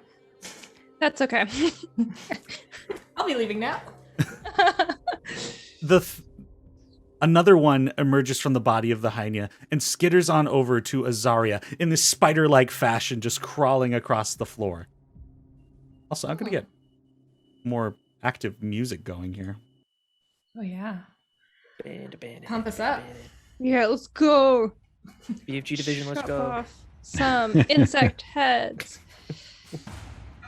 Okay. And that one's going to take an attack on Azaria. That is a 16 to hit. Oh yeah, that's a hit. Okay. And that's going to be 4 points of piercing damage. As it just comes in and it's got these like scythe-like claws. And it just begins to, it like rears up and begins to like claw at you in a furious fashion. Nice. The second one crawls over the body of the hyena and comes up where Gideon and Azaria are. As it begins advancing, Azaria and Gideon, can I have the two of you make insight checks for me? Also, folks at home, let me know if the music's too loud. You can probably Hey, turn it down Keys. slightly, actually. 16. Oh wait, no, I have to roll again. 12. All right, and and Logan got an 18. Okay, Music is a tad loud. yeah, I'll bring that down. Remember, we can control our own in Roll20. Yeah. Thank you, Logan. I was just about to text that to Anthony. Oh, is that? I was If you go going to roll into 20. into settings, In the gears. Welcome to our Roll20 tutorial. This is how you use Roll20. I need that.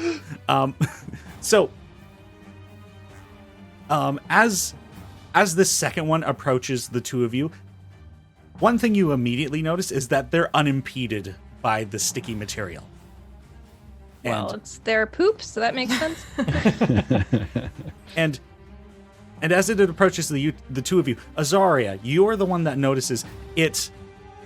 Like something like this, you feel like would just go for an attack based on the one that had just attacked you, but there's a hesitation as it approaches the two of you, kind of making a decision between the two of you. And weighs in favor of going for Gideon.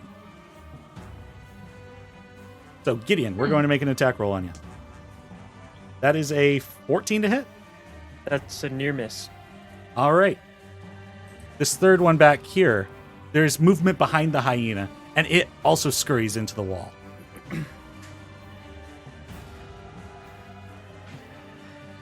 All right. Now is Abe. I'm not sure if there's a game mechanic for this, but would I be able to, in essence, pull Gideon out of the way and put myself in his spot? Like basically swap positions with him? Right. That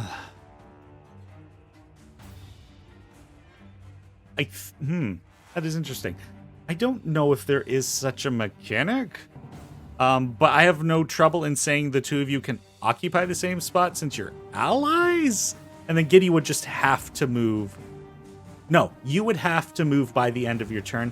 I think if you wanted to trade places with him, that might use your action. We'll say it's a friendly grapple. Sure.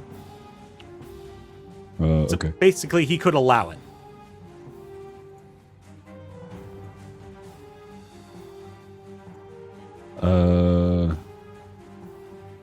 Then I guess I will attempt to do that. Great. Gideon, do you want to swap places with him? Gideon's not paying attention to him, so it's happening. All right, Abe, how do you grab or handle this situation? It's just sort of a quick, like, put my hand over and across his shoulder and just sort of pull him back, and then sort of hold him against, I'm guessing the red square is a pillar? Yes, these are stalactites. And Okay. the circles here are stalactites. Okay. But yeah, You basically slide just getting back. pushing him out of Whoa! the way. And then putting myself in that position. As you replace Gideon, the creature that had attacked him, now looking at you, there's just this wild-eyed frenzy that comes across its face. All right. Okay. Do you still have a bonus action? Do you want to do anything? Not. I guess draw my great axe, but other Sure. than that, no. No problem. Nell, you're up. Cool. So the green Sorry, goo, I'm can we- assuming. Oh, my apologies. Could we switch the tokens, or do you want to wait till Gideon's turn? Of course. That you guys got to do that. Okay, cool. So I'm assuming the green goo is like difficult terrain.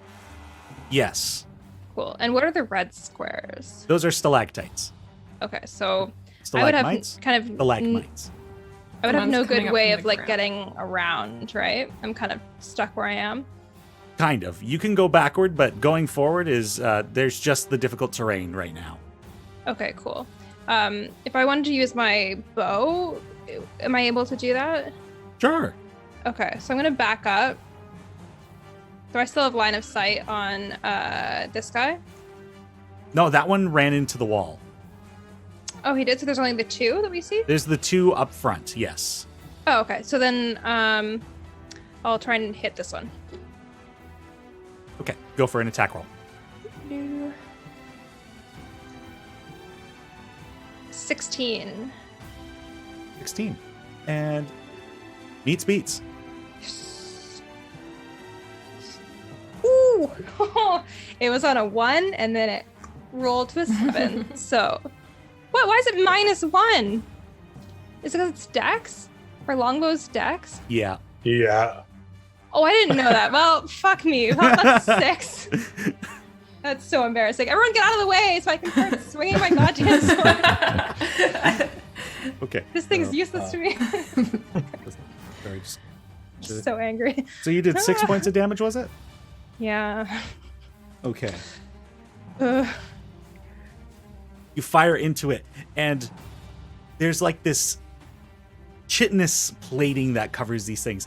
And as this arrow strikes into it, it kind of, there's just this shattering sound, almost like glass, as it punctures past the plating that's covering it, and just this, for the little bit of light source that is still in here, just this green blood just spurts. Ugh. No, thank you. Anything else on your turn now? Oh. Is it a full action now if I want to say I'm hitting with my sword next time? Like you would, to swap a weapon would be too, but if you Okay. abandoned your bow, just letting it go is a free action, and then Oh, hell when yeah. you attack, you can draw a new weapon. End of this turn, I'm dropping that goddamn thing on the ground. This is useless to me. All right, sounds good. I can move this over here so we can see Drac a little bit too. Hey, he's back there. I'm over here, guys. Hey. All right. It's cool. All right. We're all good out here. Don't worry about it.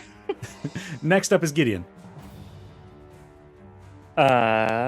Gideon, after being forcefully moved by Abe, and going, whoa, getting thrown into the thing, sort of tips his hat to him, even though he can't see. Thanks, Abe. And he'll try to like peek around his right side, and like shoot the spider in front of him. Right, you'll probably have to move into the space in front of Elwyn. Yeah, right here. Yeah. Okay. Yeah, he'll move there and take a peek around and around the right side of him. Go ahead and shoot. I don't have disadvantage on these. Nope. That's good. For now. For now. Oh, that's a good is- shot. Absolutely, that is a hit. Alrighty. 1d10 plus 4. Wow, 13. As you just fire into this thing, just it just kind of explodes into just the pieces that it had formerly been, as it just kind of it falls into the sticky material beneath it. Anything else on your turn, Gideon? That will be all. Elwyn, you're up. Can I not shoot through allies? I'm going to say no. I'm going to look up a formal rule later to determine if that is the case. Seems fair enough. Boy, I don't know how I get line of sight on any of these, really, then. There are people in my way everywhere I go. That space you just did would probably be your best bet. Okay. Because you can do corner to corner on that thing, so it'd be like right there. So, yeah. Okay, That's fine. that's what I'll do then. I'll take a couple steps over here. Guess what I'm going to cast? It's Eldritch Blast.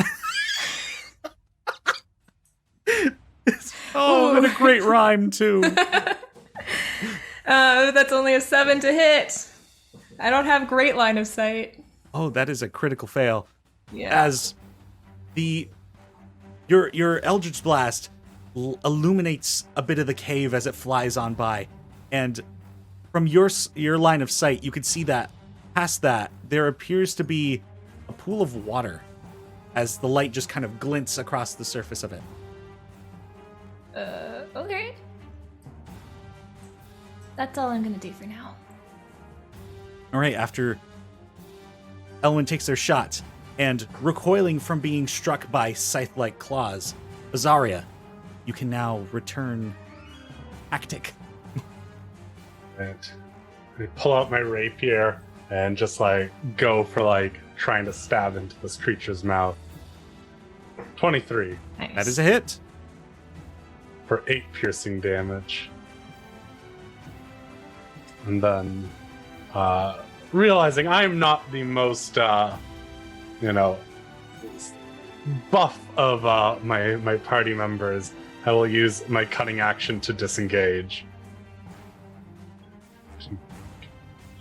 And I'm like, Cutting action? Mel, if you want to get in there. Yes, please. Bow sucks. All right. That brings us to Drac. You're muted. Drac hears the sound of battle coming from somewhere in the cave. He just pinches his forehead and says, "Hofi, bye," and begins to make his way in. So I'll go 5, 10, 15, 20, 25, 30, about there. Mm-hmm. I have line of sight on the bug thing. You've got the stalagmite in your way. Okay. In that case, then I will hold my action to throw a dart if the bug thing enters line of sight. Sounds good. Bringing us back to top of initiative. I'm using the wrong action at this point.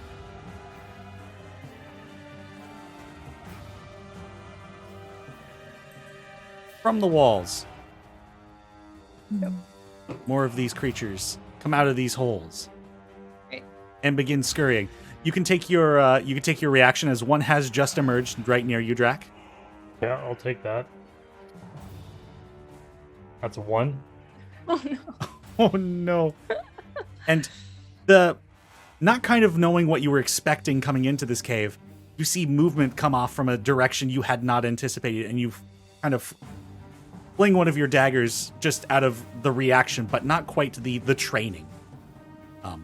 It does hit some stone past it.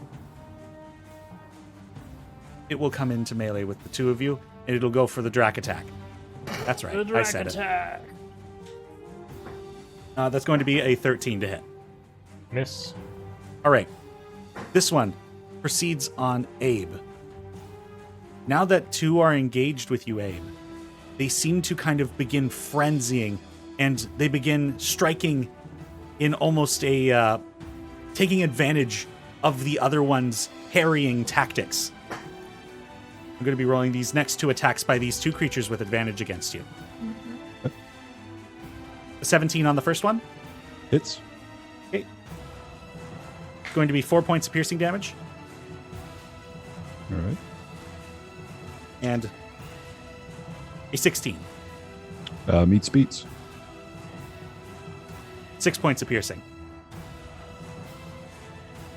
As these things begin clawing into you, they just get more vicious with each strike. This one back here is going to move here. And Azaria. Mm-hmm. As it positions itself and comes from around the stalagmite, you see it just past this attack right beside you and Drac. And as it kind of opens its mouth and the split jaw opens, and from its mouth just this green black as you get like gobbed with a 24 to hit. Oh yeah. Yikes. You are restrained. Oh, Boom. that sucks. And it will also move into melee. Oh. That's the go. Abe, you're up. After taking the damage, Abe will use his bonus action to rage. Nice. And his eyes seem to, I guess nobody's in front of him, but his eyes go dark for a second, and then when they reignite, his posture sort of changes where he's standing at his full height. And there's almost an element of grace as he kind of sets himself up for an attack. And I will recklessly attack the one at the top. Okay. Crit. Nice. Yeah. All right. So it's full dice plus a dice. That's right. Max damage plus rolled normal. 20 damage. All right. In this current state, how would you go about finishing a creature? I guess in kind of, there's this moment where he sort of feigns a strike going for its abdomen, and then with this sort of spectral speed sort of swings his axe around to an overhead strike and just cleanly takes the head off. And that one falls to the ground. All right. Anything more on your turn, Abe? Nope, I will stay where I am. All right. Nell, you're up. Can I move through the space that Elowin's in to get over to the creatures? You can move through allies, absolutely. Oh. You just cannot stop your turn there. Pardon me. I am going to use the sword that actually works and just hit this guy. Hopefully. I say that so cocky, we'll hope. Wait. Ooh. 24. Yeah, that's absolutely a hit. And 9 damage to them. All right. So as you come in, what is your fighting style like? I imagine it's like very like precise, like as by the book as possible. Like she doesn't really try and do any sort of flair or anything like that. It's just not her style. So Assessing whatever's the most efficient. Assessing the situation that this creature has gobbed Azaria, and Azaria is now going to need protection as it advances. You take that sidestep past Elowin and just make the strike so that not only do you hit it in a vital location, but you also send the detritus of it back the way it had come. Cool. I still have movement. Could I move in front of Azaria? Yeah, for sure. Just to block in case that other one comes at her or at them. Yep. Gideon, we're back to you. After watching Abe absolutely destroy that creature, he'll say, "Wow, nice hit, big man," and he'll quickly turn over to the other one and fire. Okay, make an attack roll.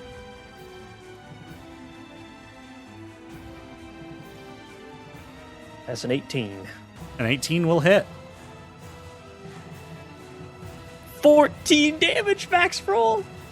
All right, Gideon, when you're firing, what part of a creature do you aim for? This one he's looking to splatter it like right through the middle of the head and probably have the bullet straight down the abdomen. Straight down the middle. All right. And with the strike that Abe had done on the other one that had been on him, that creature goes to like try and retreat back into the hole in the wall, and you fire it. You fire your gun at it, and it just explodes and hits the wall and falls limp.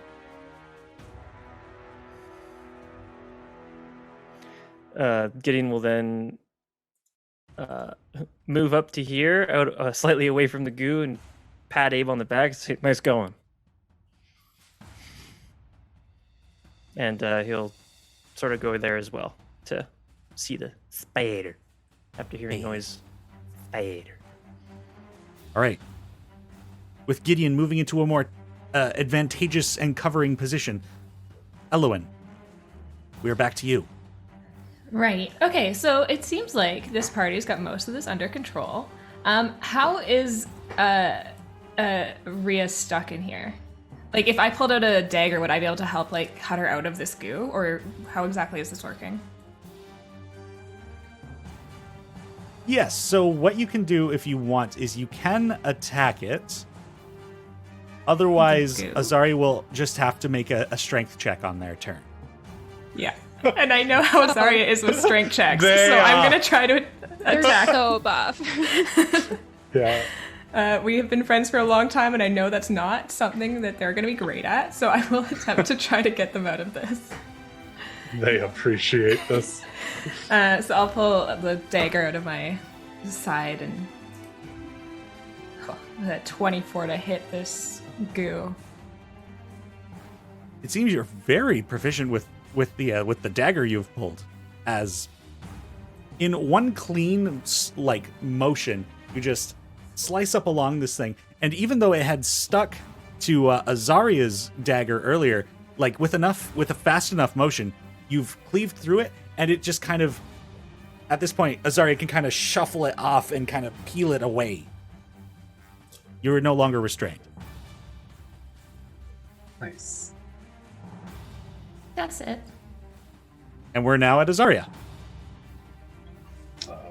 Now being free, I kind of flourish my rapier, just kind of like seeing that we have this creature surrounded back to this corner, just kind of like try and get in at one of its eyes. 16? Beats. 4 piercing damage. That's as low as I could have rolled. And then I will use my bonus action as I kind of have the creature engaged with me. I'd be like, Drac, going for a hit, and I will provide help to Drac. All right, Drac going to have advantage. We're going to remember. All right, Drac, it is now your turn. Okay, so seeing Azaria stab it in its eye and then creating an opening for me, I will take my spear and do a flourish with it and then bring the blade down into its head. All right, go ahead and make me an attack roll. Also, I realized I should reveal more of this area. Alcove. Interesting. Alright, attacking with advantage. Alcove, that's the word. That's gonna be a 20 total to hit. That is a hit. Hell yeah.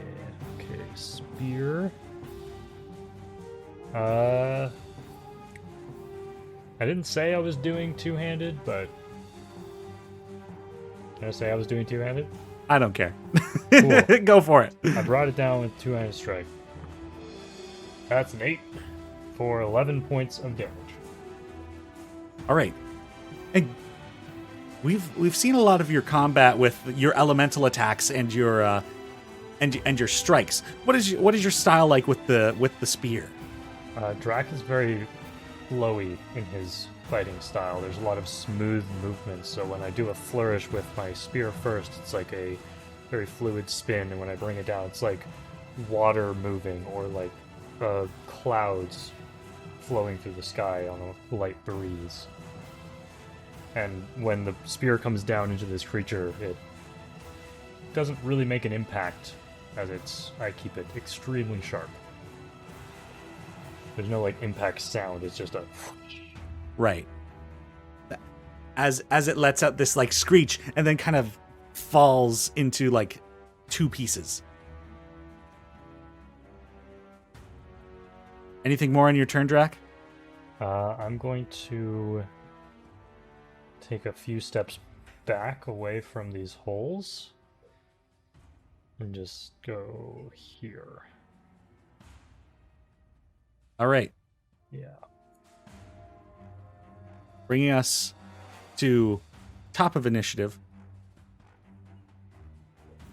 As you hear a lot more of the skittering coming from the tunnels all over the place, and a few more of these things emerge from the walls.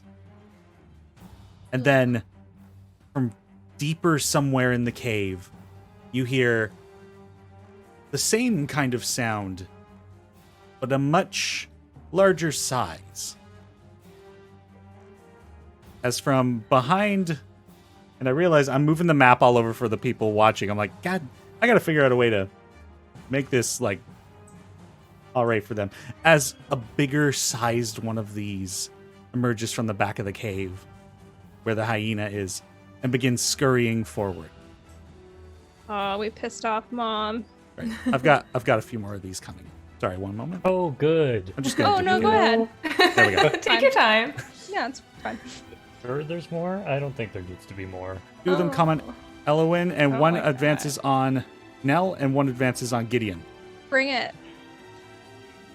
Here Elowin, the two attacking you, they emerge from the tunnels and begin clawing viciously. These are two Ah. attacks at advantage.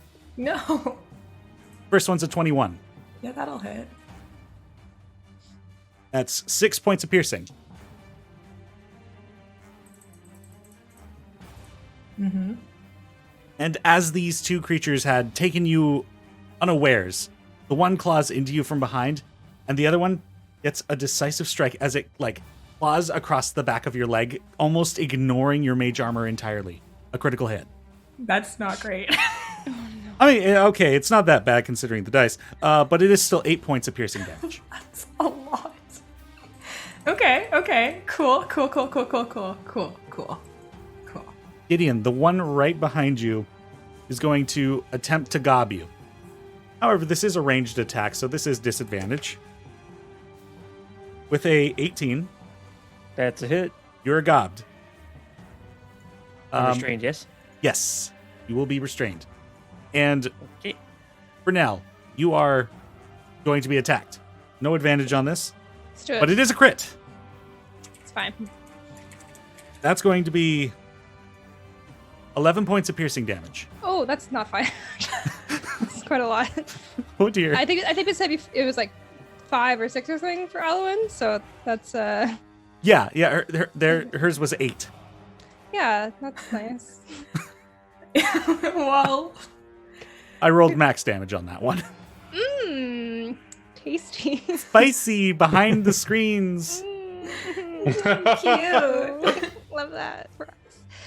I love that for us. The big guy used their turn getting here, so that's the go. Abe, you're Good for up. them. Oh wait. Oh. Wait. No, I have a thing.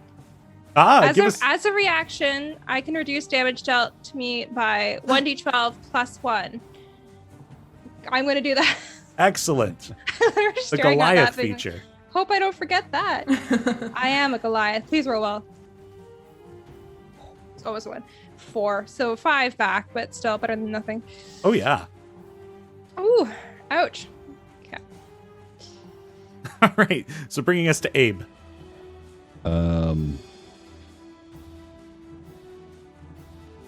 Oof. It's a lot of bad guys. Abe will move up to the one adjacent to Gideon and recklessly attack it. Okay. Sort of almost doing like a Captain America style side spin and like going overhead with the axe. Ooh. 18 to hit. That's a hit. 17 damage. As it gobs Gideon with this goo-like material, and then as it like rears back to go for the clawing, it just is just crushed under the weight of your axe, and it's just chopped. And actually, so that was only 5 feet of my movement. Yeah, it sure was. Abe will charge at the large creature. Is the hyena's body difficult terrain at all? Yes, it is. So it's 15, 25. You just step over it, your foot sinks into the carcass. Oh God. And are diagonals being counted as double, or? Nah, I'm not gonna bother with it. Okay. Then diagonally there. Whoopsies. To there. How much movement do you got? It's all over the place. 45 feet. Wow. There's Wow. almost this etherealness to his movements, like a dancer going through fog. And that's I my turn. created this. I did this. Good job. Okay. Great. Okay, so you're up there now. I put that thing. Don't mind me. We mind very much, actually. Okay, well now that you've told me, I'll take that into consideration moving forward. As you should. After Abe is Nell. Totally. How bad are you looking, Elowen? Not great. Real not great, actually. Real bad, huh? Real not great. Okay. And to like the way that like positions were swapped before, is that a full action or? Yes. Okay. You're just But gonna you're put me in small. right beside the other one. You're small, right? I don't know if there's any way, like if I were to move like here, I can't like occupy the same space. I don't want to like put her behind my legs. Tucking. No. Okay, I'll just try. I'll move over there so I'm kind of like in the area with you, and then I will use lay on hands to give you 4. Because I want to hold 1 just in case someone goes down. So I'll give you 4. Oh, that's points. smart. Just in case. Do I have to Thank you. roll anything, Denny? Or am I No, okay? you just administer that. Great. No, I meant in terms of other stuff. Does Oh, the I one get beside you get opportunity an attack. opportunity? Yeah, absolutely. Oh, I meant in terms of my wild magic. But It's technically not a spell. yeah, it just it looks weird, right? Yeah, there's kind of this like it emanates this. What is the color that represents your deity? Because I've described it as white in the past, but that might not be correct. Kind of like a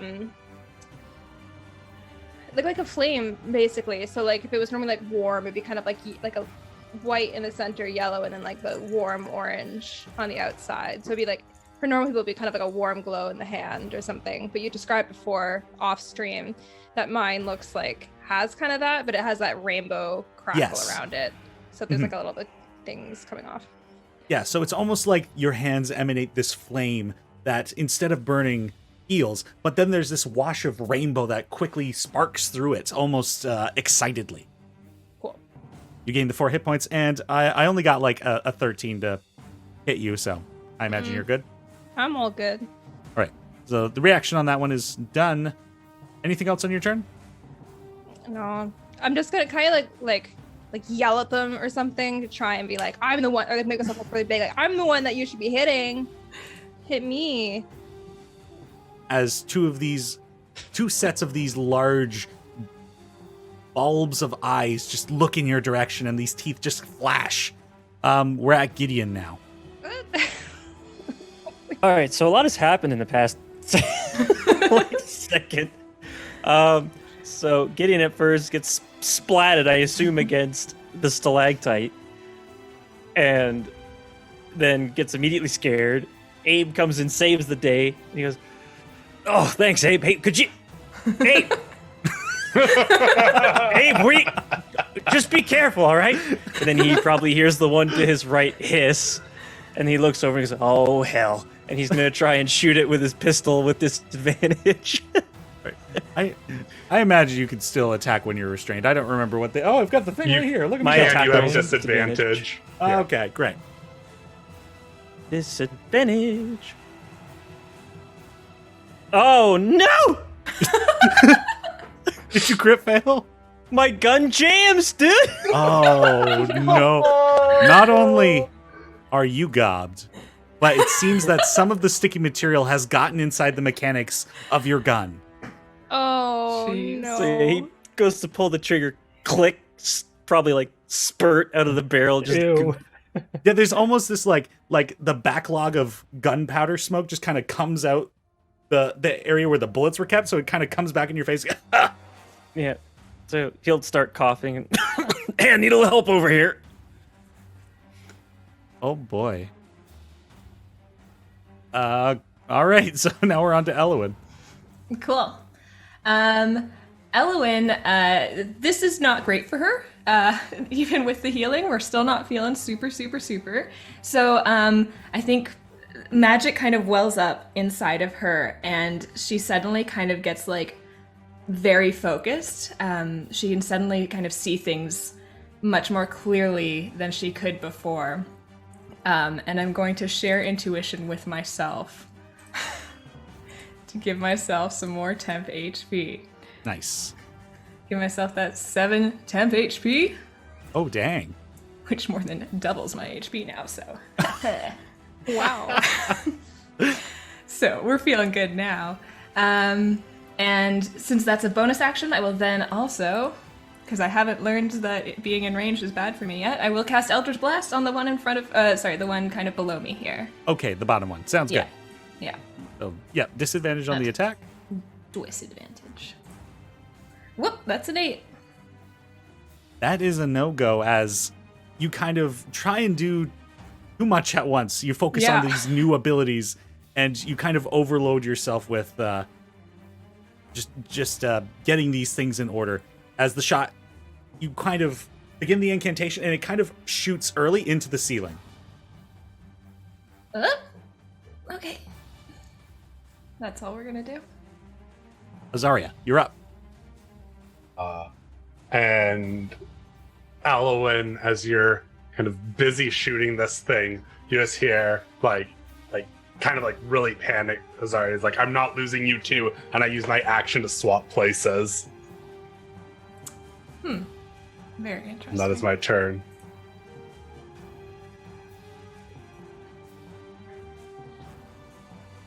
All right. That brings us back to Drac.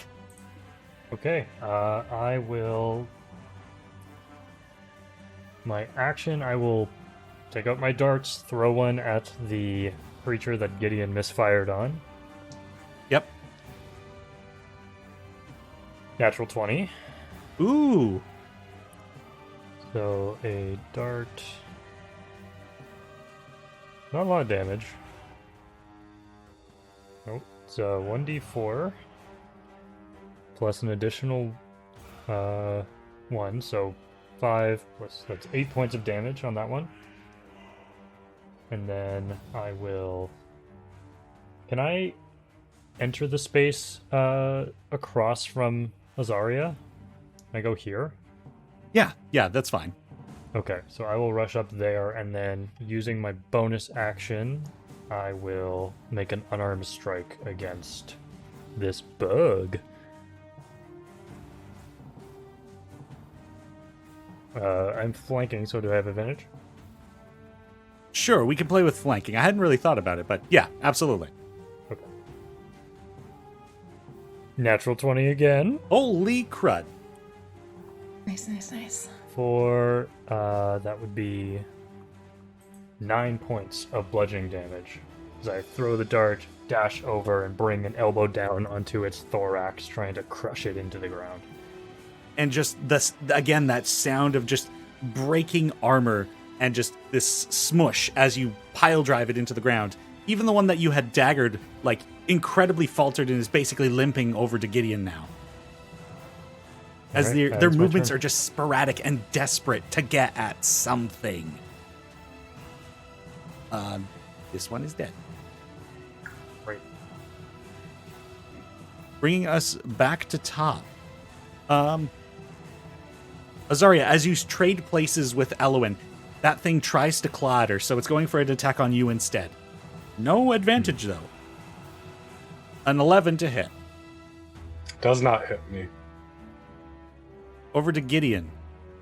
As you are restrained, I believe that means it will have advantage. That is correct. All right. They both rolled 11, so that's going to be a 16 to hit. That hits. That's going to be 7 points of piercing damage. Alrighty. As it begins clawing into it, it's almost like it becomes easier to break out of.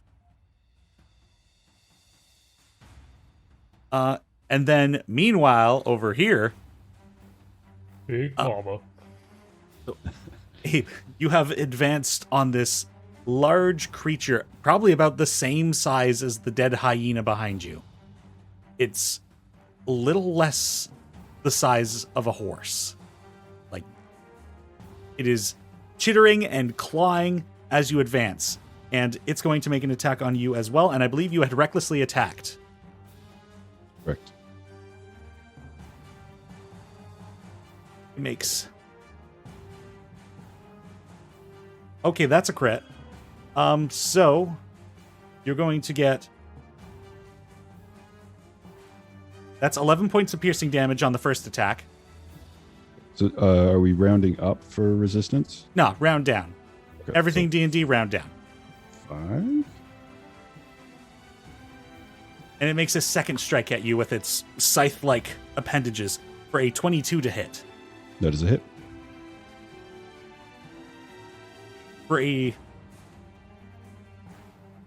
For 5 points of piercing damage. Is that before resistance? Before, yeah. So 2. As these strikes, they come in at you, and like when they hit the ground, there's actually a bit of an impact as stone breaks apart and flies into the air. Like there's a weight behind these strikes from this creature. Abe, it is now your turn to retaliate. All right. I will say, "You're mine, monster," and recklessly attack. 15. That does not hit. Okay. That's my turn. Uh-oh. Despite the size of it, as you go to strike, it seems to have a read on at least some of the idea behind your motion, and it moves out of the way and returns to its position. Sorry, Jack, you were going to say something? No? Okay. In that case, it brings us back to the other side of the goo, where Nell is. Weirdly enough, on my screen over here, there's still a bug, but there's not one on yours. No, I just creeped on it. So I was like, oh, okay. I've been like focusing on that this whole time. I'm like, can I kill this bug over here? That's why you asked me earlier, can I still see that one? I'm like, no, it ran into the wall. I was like, what is this? I see it on the map. Do you see that? Cool. I don't see anything there. Yeah. Has Sometimes anyone roll 20's a little. Buggy? womp womp? Oh, boo. Has anyone hit the one right in front of me yet? I don't Um, think so. One right in front of you? No, that one has not been damaged yet. Okay, well then I won't leave. I'll hit it or try to. Come on. Oh, it just rolled past that 20. It's a 13. It's not gonna do it. No, that is not a hit. As your sword impacts next to where the creature is and almost gets stuck in the goo for a second, but you quickly recoil, and thankfully you don't have any of that material on your sword. Oh, thank God for that. I guess I'll just stay because if I leave, it's an attack of opportunity. So Okay. Gideon. Yep. I'm gonna. Yeah, it's an action to get out of this, right? Yep. All right. Strength time. Strong. Yeah, Oh, be he rolled well. strong. Let me He just rolled a 17. Sorry, let me confirm something here with you. It's a strength check, not a saving throw. Oh no! Oh, I just rolled strength stat, I believe. Oh, yeah, I don't have proficiency in strength saves, so. But also, it's an ability check. Oh no. There it is. No. Yeah. That was such So, a good roll for you. From a 17 to a 4. 204. Yeah, so you'll hear Gideon struggling as he's stuck to the wall, just assorted grunts and as he gets like clawed into. He lets out a bit of a yelp in pain, and then he'll basically say, "I'm not fucking dying in this cave," and use second wind. Nice. Oh, that was really good. I liked that. All right. Elwyn, Azaria had just picked you up and traded places with you, saving you She from the picked creatures. me up. Don't say that. Sorry. So, like, I don't know They, how you sorry. want me to describe it. You teleported? I don't. Whatever. I hate the idea that you're picking her up and throwing her around. It's like pulled you aside quickly. Thank you. They know not to treat you like a child. I mean, the way I'm thinking of it is like, if you are trading places with a person, you're probably like lifting them and actually putting your body where they had been. If it's a single motion, Yeah. That's as opposed to like picks up pull, Elwyn. we're in the Nobody. same spot and then occupy their spot. Okay. Well, we're gonna have a talk later then. Cool. I'm going to see. Can't really see, but I can maybe hear Gideon struggling up there. So I will cast Eldritch Blast up at this bug that's next to him. Great. Make an attack roll. I don't think I needed to have disadvantage on there. I don't believe so. I don't So think I did. the first roll is fine. You So it rolled was a a 23. 23. Yeah. So that's 9 force damage, and this thing gets pushed back 10 feet. Nice. So it's off of him, at least. Gideon, the pain stops as suddenly there's just an explosion of a concussive wave of air as it impacts with this creature, and pieces of it fly toward that side of the cave. Nice. You'll just hear, "Thank you." No problem. That's all I got. All right, Azaria. I will take the moment to kind of flourish my rapier kind of into the side of this creature that is engaged with Nell. Ooh, that is a miss. Unfortunately, it is. You rolled a 10. This bug Yeah. is impermeable. So weird. I'm like, Drac, do you want to come give us a hand with this one? Because we've got it engaged, you can make use of that. And I will use my bonus action to give Drac the help. Cool. Action. Sounds good. And it's an ability that works so well because, like, if you know the turn order, Drac, Yeah. you're up. All right.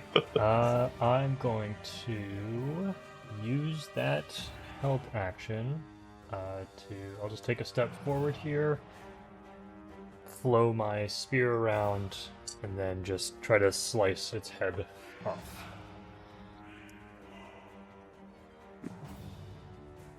That's going to be a 22 to hit. That will hit. Two-handed strike here for 10 points of damage. All right. Would you like to give me the lowdown of how this creature goes down? I created a cool saying. Hey, there you go. Oh my gosh, write it down. Hold on. I mean, there's- is it there's a on the command for same this. level as rats in a couch? I don't know. That was good. Oh, how do you do the quote? Oh, I see. Oh, yeah, quote add and then quotation marks enter the phrase. It You know what? says You let me brackets do that here. while you describe. Okay, yeah, sure. So yeah, seeing the opening that Azaria has created for me once more, I'll rush in, flourish my spear, kind of kick its head upwards with the butt of my spear, and then come around and then swing it in a upward fashion with the sharp end and just slice its head right off. Nice. And then, with the rest of my movement, 25 feet left here, I will go 10, 15, 20, 25. Try to get close to Abe. Okay. It brings Don't us think there's back. anything else I can do. So yeah, that's it. Right. Yep, bringing us back to the top of initiative. This creature is in a one-on-one confrontation with Abe. However, it will disengage and begin retreating.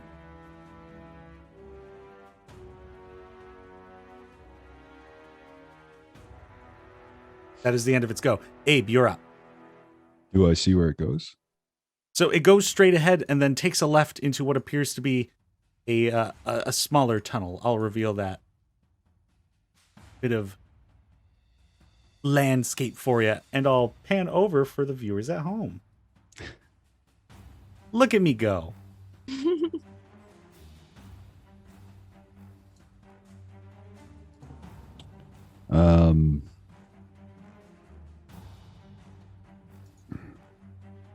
Abe will give chase and at least attempt to go just one step into the goop. Okay. You're in it. Okay. It's difficult terrain. Then he will recklessly attack the thing's booty. Get Chris that Moody. booty. Did you hear me? I apologize. No, I missed that. No, critical hit again. Oh my god. Sounds good. Abe is so powerful. 21 damage. Amazing. Quick maths. Got it.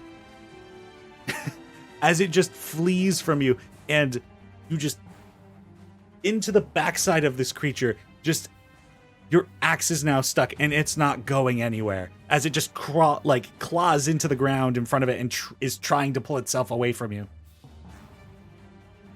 That is my turn. Nell, you're up. Okay. This bug is got this magical armor. It makes none of us able to hit Oh, it. wait. Oh, I forgot Didn't to I kill attack that? with it. Nell, you're getting attacked. Didn't I Crit. kill that? Isn't that the thing? Oh, we my killed? apologize. That I did thought Drak happen. killed that. Drac Oh, you did sure kill did. that. I was listening. I was doing the quote. That's my apologies. Sorry, I was And because you were busy. doing a quote, I was also quoting your rat quote, so that's why I didn't really. So We got this. I can't get over to the thing. It's so far away. I'll try anyways. I guess so. 5, 10, 15, 20. I can only So get as there. you advance past Drac, the stench of the corpse is just so pungent at this point. I'm going to need you to make a con save for me. It's a 3. No big. All right, you are poisoned. Ooh. That's fun for me. Thank you for that. No worries. You'll be able to try the save again at the end of your next turn. Great. I probably am just gonna dash, I guess, because I don't want to waste my turn, so Sounds good. I'll just be right next to Abe. Gideon.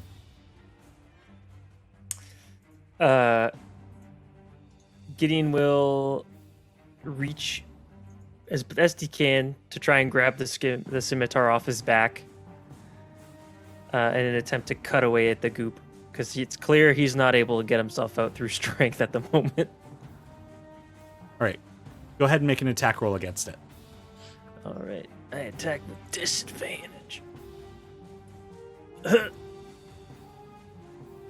Oh, those are both good. 22. That is a hit. Go ahead and roll for damage. Well, it's weird. My disadvantage only shows up on D&D Beyond. Okay. Anyways. Domage. Boop. 5 damage. That is the exact amount you needed. As All right. you get a bit of the sword into a part of the slicings that one of those creatures had already done, and you're able to wedge it in and then slice off and free yourself from the gob.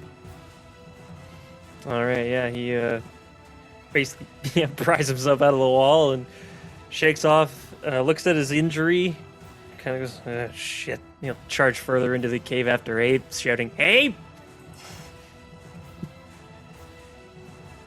Did you actually want to move? Yeah. All right, I'm going to need you to make a con save for me.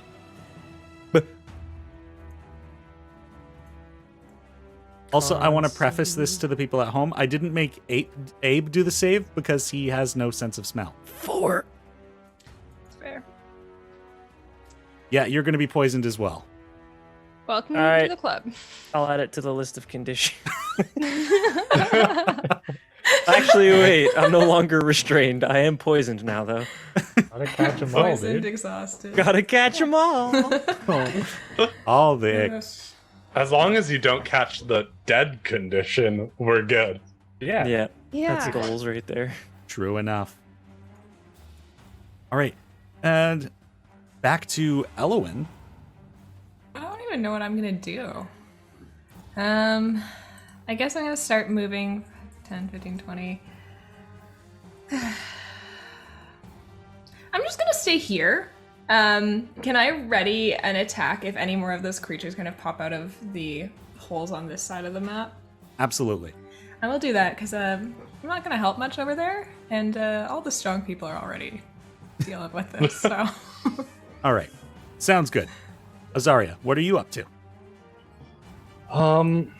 Seeing now like 2 allies run by that and kind of start like, are they like gagging or something from this Oh, yeah. smell? I was wondering, would I be able to like gather that maybe like if I tried running like holding my breath through there, I might be able to make it? Could I try something Sure. like that? Yeah, I'll allow it. Make So a I'm gonna- Constitution check for me. Hack the system.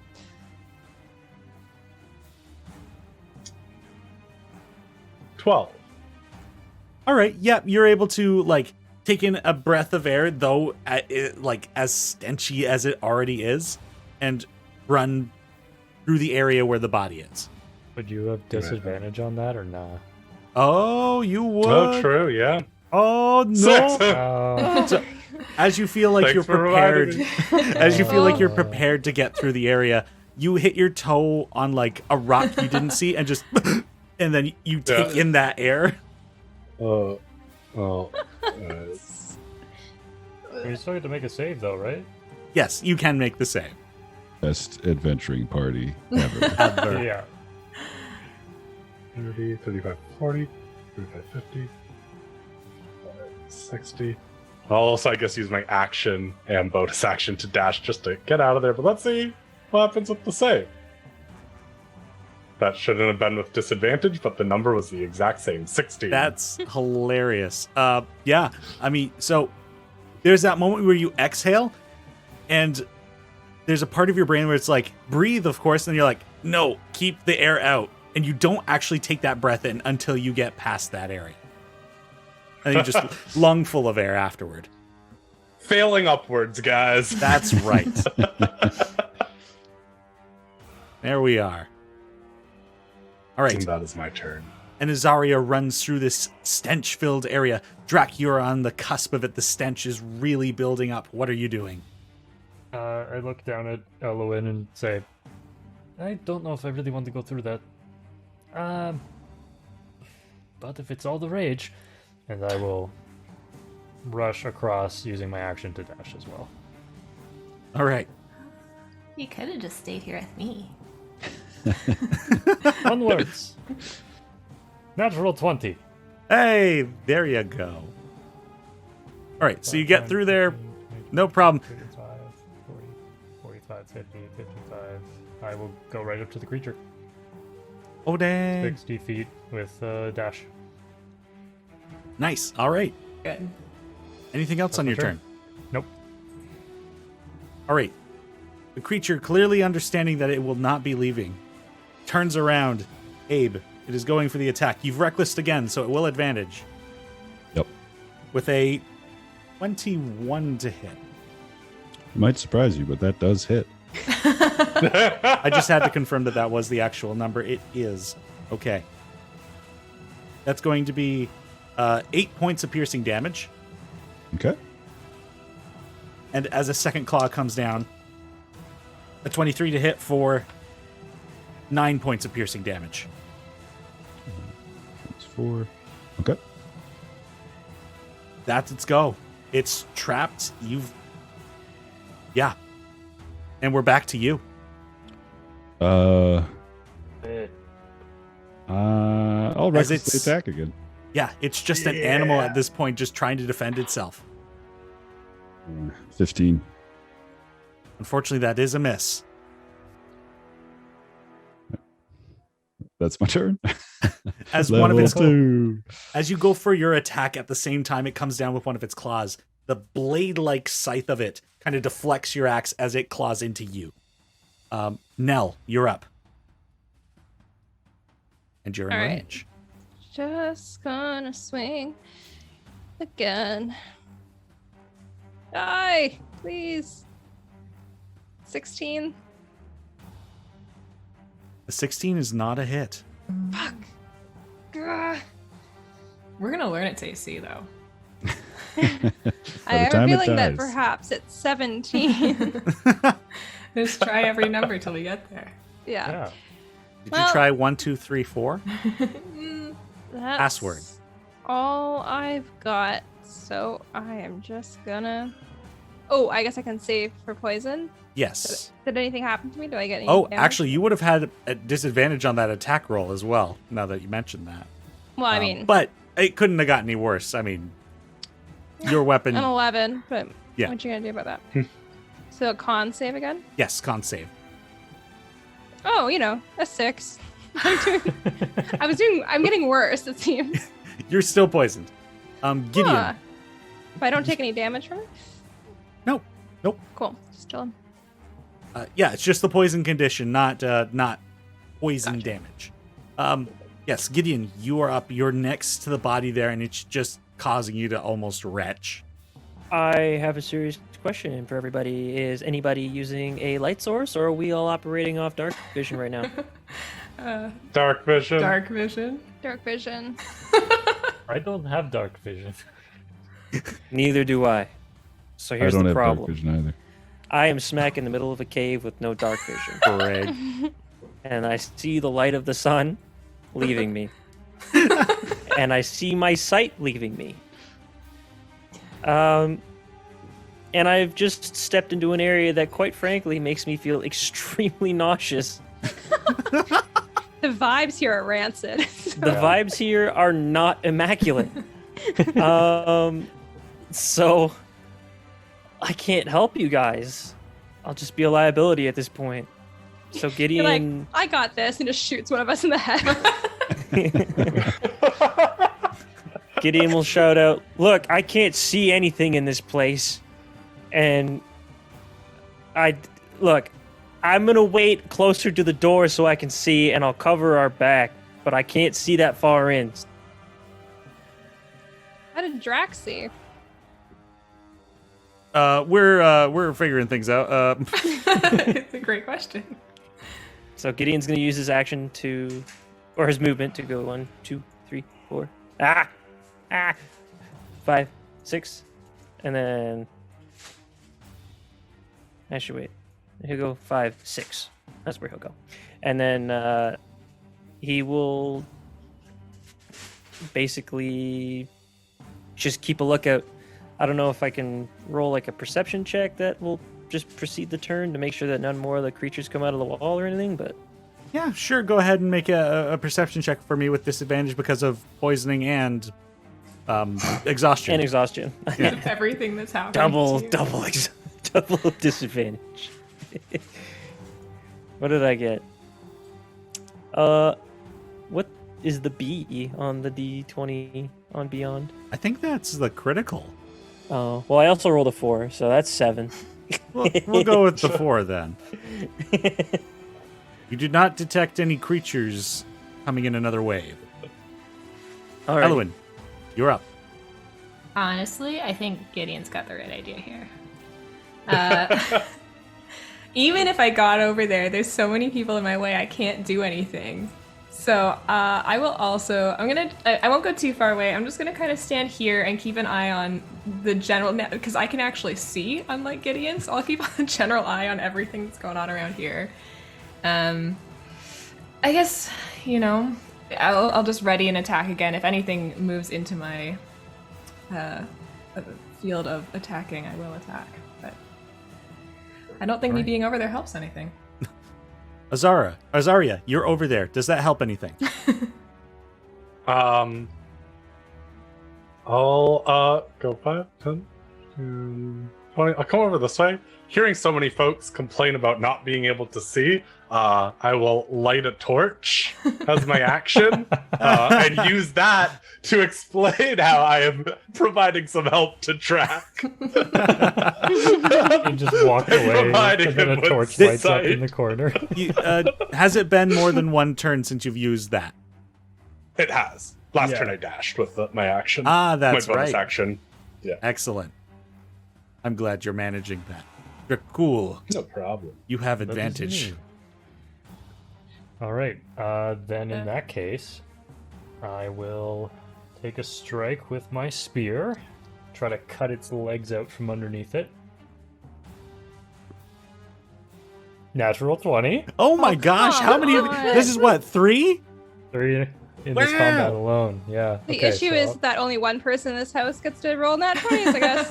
Right, that's how it works. Rude. Sorry, hold on. Okay. Oh my god. There we go. Thank you. I needed that. Yeah, All right, that'll so do I'll it. take Not. Actually. Take the 8 plus 4, 12 plus 3 for a total of 15 points of slashing damage. It is looking awful. As you just cleave 2 of the legs off and it's just scuttering around. All right. Then I will say Loriat Vasoti, and I will take a step back take a step back and try to bring my heel down into its head. Then axe kick. Suspense. That's going to be a 20 total. That's a hit. So this will be a d4. That's a 2 plus 3, 5 points of bludgeoning damage. Would you like to give me the lowdown on how you beat this creature down? Yeah! Yes. I'm so excited about this new phrase. It's probably pretty too long. good. I gotta workshop it. No, it's good, dude. It's fun.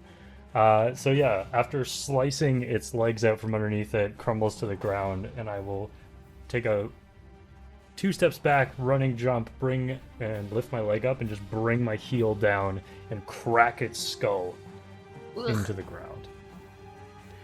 As it just, there's this like, as it falls and just goes limp. The cave falls quiet once more.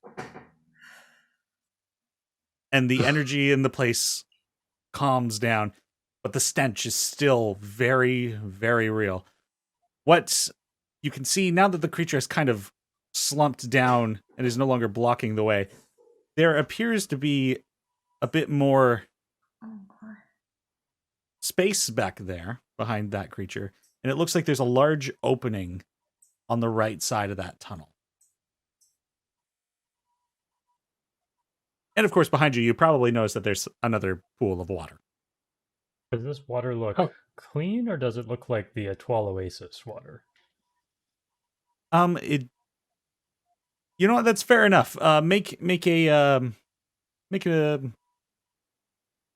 survival check. Oh, I'm good at those, but I'm exhausted, so. Oh, that's a natural 1 for a 7. There's also been a lot of nat 1s today. Yeah, I've rolled a few of those too. Yeah, normally you would be able to tell by the smell, but there's another spell that's kind of overpowering, so the only way to tell is by tasting it. I will not do that. Sounds good. You've got it. Was that really worth Whoa. coming into this cave? Well, we wouldn't have Maybe. known otherwise. I don't think we needed to know. That was foolish. I'm gonna go down the tunnel. I was gonna say, you know, it's even I more have- foolish. Listen to Yeah. anything I Still say. going. My thought is something brought us. Now I'm kind of thinking something brought us to deal with these creatures. I have a feeling if we just returned with the decanter, what's like the person who stole it? It's just going to come and steal it again. Yeah, that's kind of what I was thinking too. Like, it truly feels like we were brought here for something. So, because like, why like Whether take that- it just to leave it? Like, it doesn't make any sense. Yeah. And I can't imagine it's to get us out because like, we aren't anyone to anyone. You know, like we were barely anyone to each other like 2 days ago. So how would they know? Maybe the person died in this cave. Got killed by one of these horrid creatures. Maybe they were the hyena. No, they Gideon. were humanoid. As the person closest to the entrance of the cave, you hear this call of a hawk and then wings as something takes off outside of the cave.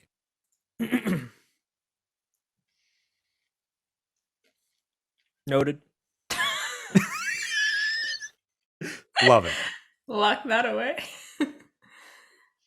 Can I see that they're going down this hallway over there? Yes, you do see them like proceeding into a corridor that you can't see the direction of. Gideon, I think they're going further. Oh, that's just great.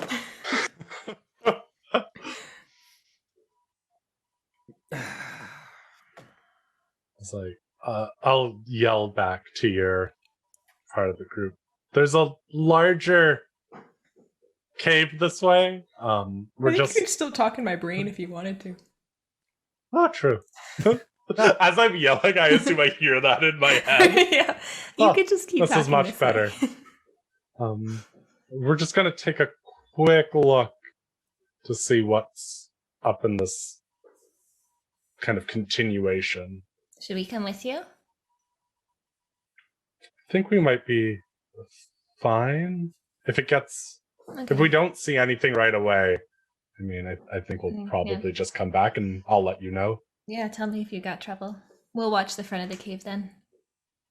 And I'll start to catch up to Nell. All right. So you all step through this this goo, and as long as you don't kind of stick around in it, like it's a matter of like time to be stuck in it. So Okay. you just walk on through and you're good. And as you head up the corridor, it comes to another alcove. Thank you, Anthony. That's just and I didn't even do the thing. It's just another of these dead ends. Oh, lame. But the tunnel to the right side of that cave, or of that of that corridor, it seems to go on. Like this is cleared away stone. But like naturally done or like man-made? Make an investigation check for me. Okie dokie. I assume the creatures. Skimmed nat 20 again. Why am I not allowed to have some? 16. You and Azaria both reach the same conclusion. This creature is the thing that dug this tunnel. Okay, that makes sense. I mean, I don't really want to go any further down if I can't see the end. So I say we just return. We got what we needed. yeah, And maybe we'll find something. Why would they just leave it here? maybe they need somewhere to stay and they want to stay in these caves, but they couldn't do it till they were cleared out. Why not just ask for help? Maybe they're part of a group that doesn't feel like it would be given to them freely. This is true. I want to try something quickly. Everyone's kind of standing here, so I'm going to go over to actually, I'll just ask Abe and Drac to move out of the goo that they're standing in because I don't want to go too close to the hyena again, just for now. After the creature died, Abe is catatonic. His eyes are dark. He's not moving. I'll just kind of like pat you once, like hard in the back, like Abe, come on. Nothing seems to happen. Oh. Okay, I was gonna do something else, but I think perhaps not now.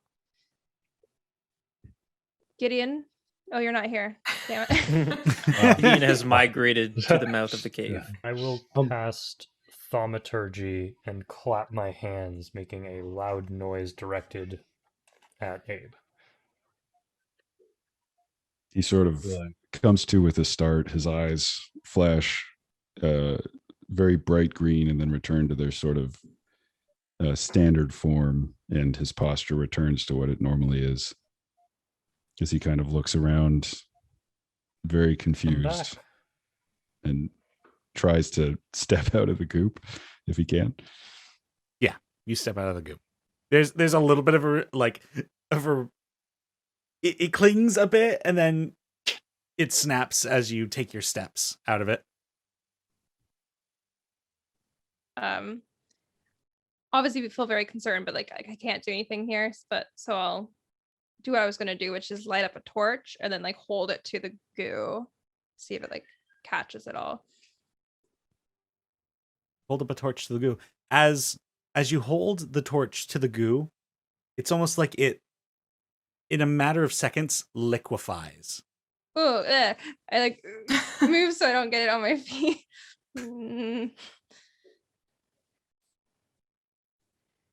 Okay, I don't know if that does anything. I just thought maybe burning it away would be good. I kind of want to burn this hyena corpse, but of course I want to wait till you guys are not in the cave anymore. So are we all good? Or I am great to leave this place. all right, everyone head out first and I'll light it up and let's go. Abe, on the way out, looks at his body and says, sort of to himself, but out loud, "Very hurt." I can't do much. I only have one, but you can have it if you want. I'll just like raise my hand and like, I have to touch you. Is that okay? He nods. Just like place my hand on your shoulder and give you 1 hit point because it's all I have. You're welcome.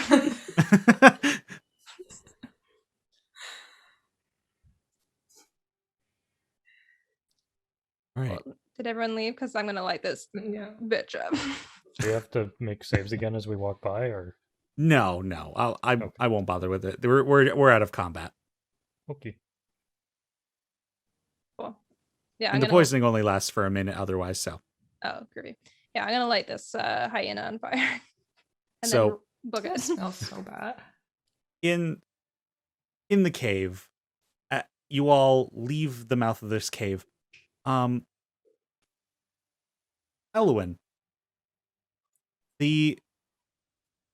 as you all leave the cave and look out to the sky, it's still daylight, but the sun is beginning to set. You probably still have a couple of hours more before the sun really leaves the horizon, but you see in the sky that there are some clouds now. And you speak Sylvan, correct? Mm-hmm. These clouds are shaped in a matter of letters in Sylvan tongue. And it just reads, "Thank you." Do I make it out in time to see that too? Do I notice these too? Because I also speak Sylvan. Anybody that too. knows Sylvan. Yeah, so the cave just kind of roars with flame behind all of you. And then you hear as Nell just books out of the cave, and just the smoke and the stench just follows her out. And yes, of course, you all see us. These clouds aren't moving very quickly. Gideon doesn't understand Sylvan. What are y'all looking at? Those clouds, they spell out thank you in Sylvan. That's weird. I'm just gonna put my like hands next to my mouth and just gonna like yell up like, "You're welcome." And if you're still here, there might have been an easier way to do this, just for future reference. And with You're that, all yelling at the clouds? Yelling a- in Sylvan at the clouds. It's a thing my people do. Don't worry about it. I don't understand it either. All right. Well, hey. Some force of nature wanted us to do this. Very interesting. I mean, I heard a bird like That call fucking out bird. after we fought the spiders. Maybe that had something to do with it. Yeah, Drac hates birds. No, it was that hawk, the person. They must have I'm sorry, followed what? us here. The person who stole the decanter. They turned into a bird and then flew Oh. off with it. Well, Must have been nobody the told same me one. that. All right. I guess it could have all been the same person. I mean, I mean, guess it people- accomplished what they wanted if they wanted someone to come and kill these bugs. Hey, Yeah, thanks for powerful ruining enough. my favorite vest. Gideon, you really should just learn to hold your tongue, maybe. Sorry. Don't worry, Gideon. Well, I'm sure someone in town will gladly make you a new vest, helping to get this item back.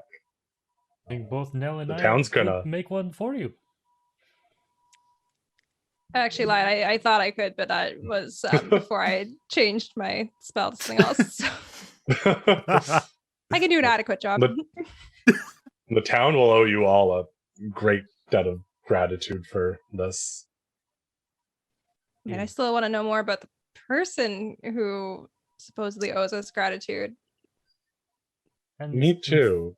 fact, if they're powerful enough to write things in the sky, do you think they could have handled a bunch of bugs on their own? I'm sure they could. I mean, I don't know if clouds are so like good at attacking, though. You know. I think it was Well, I the don't think we're clouds. thinking it was the clouds themselves. No, I just mean, but like cloud magic and like hitting things with a sword is kind of different. Yeah. If they're a single person, I mean, if one of us had gone in there alone, we would have surely perished. Clearly a powerful person, though. Actually, though, I'm gonna yell at Sylvan again. Be like, "But wait, you summoned those hyenas, so why not summon hyenas in the cave?" I don't. Oh, wait. But they killed that one hyena. What's going on? as I don't know. as you all stand around, kind of trying to piece Shouting to together the other what had guy. happened, shouting at clouds and speaking in man yells. tongues that Old man some of the yells. party cannot Yes. understand. That is where we're going to call this first stream of Play Dicely. Wow. Oh, I love that it Wow. ends. with yelling. nice. Oh, so That's fun. All the That's Fae yelling at Accurate. clouds. Yeah. Congratulations, everyone. We've gotten through our first Roll20 combat encounter. Wow. Oh, thank you, everybody, for joining us today. Thank you for everybody who's followed. I mean, even during this stream here, we had iStorm82, Hawk, LXXV, Adrian Forever, Audio Farmer, Chaperone One's Hill, Gindy16, Cookie Planet. I love that name. Aw, those are some guys I work with. Oh. Yeah, we work on a podcast together. Someday I'll tell you about it when they build the social media for it. Thank you, everybody, for joining us. So this podcast. Wow, now you've got me thinking podcast. Well, welcome to the Speak Dicely podcast. Now, so this live stream is going to happen every other week. So we'll be back on May 29th at 6 p.m. Eastern Standard Time. And I'm just so blown away. Like there was so many people here. I hope you guys all had fun watching this. And also to my players, congratulations, you're level 3 now. Whoa! Big news. Oh, the struggle of a multi-class. Yeah. Oh my goodness. Are we boy, oh rolling boy. health on stream? You guys think that would be fun? Yeah, let's do it. Sure. Everybody. Oh no, wait, I can't. Well, I 'cause guess you would have I to have know how I'm what- leveling up, so I Yeah. can't. But Yeah. If you know what you're doing, go for it. Go ahead and roll your hit dice. 6. Pull up the nice. You know, this is actually a great point for me to bring up one of our house rules we're playing with. Though everybody seems to not need it. I'm being a very generous DM with our HP rolls. I'm not even doing like some people will do like reroll ones. I'm just like, nah. We're doing if you roll less than half, you get half instead. Because Right, I want to that's- throw hard stuff at you guys. Yeah. 7. Okay. I was hoping Seven. that counted for hit dice too, but I assume it doesn't. Oh no, God, no, won't worry. This Yeah, is I the figured. level up process. I rolled a 1 for my hit dice, and I was really sad about it. Not that Both it of mattered. I mine- was only missing 2 HP. But... Yeah. Both my dice are the same, so D8. All right. I got exactly half. Oh, there you go. And Wow, Alan Element maxed. needed that health. Yeah. God damn. I took 2 hits and I was at 1 HP and I was like, oh, we're in trouble. No. Oh, brilliant. I'm trying to. Is there anything else anybody wants to add before we close today's stream here? Just thank you, Denny. Yeah. All of your hard Yeah, work. so much, thank you, Denny. Denny. Yeah, thank you. Yeah, thank you, man. And I'm enjoying This was everybody's awesome. characters. Mm-hmm. Mm-hmm. Yeah. It's an interesting. Yeah, I dynamic. like this party. It's a I'm cool group of cats. I'm hoping that by the time the next stream happens, that'll have the character art ready to go. Will the VOD go to YouTube this week? Yes, you can find that on the Dicely D&D YouTube channel. I'll have it up by Tuesday. I think it's going to consistently be Tuesdays is the day the VOD will go up. Just so, schedules are good. I try to do those. So, Tuesday VOD. If you missed today's stream, catch it on YouTube then. And yeah, thank you guys so much. Thank you for the follows. Don't forget to subscribe on YouTube. Like, I love working with these guys. I would love to build this into something where I could pay them to help me. Because, especially anybody who can edit. That would be superb. But nah, this really is a dream come true. You guys are superb. And until 2 Saturdays from now, may all of your days be merry and Right. what is Adrian? Merry Christmas. Yeah, may all your days be merry. And may your games and may your players play dicely. Have a good night, everybody. Cheers. Bye.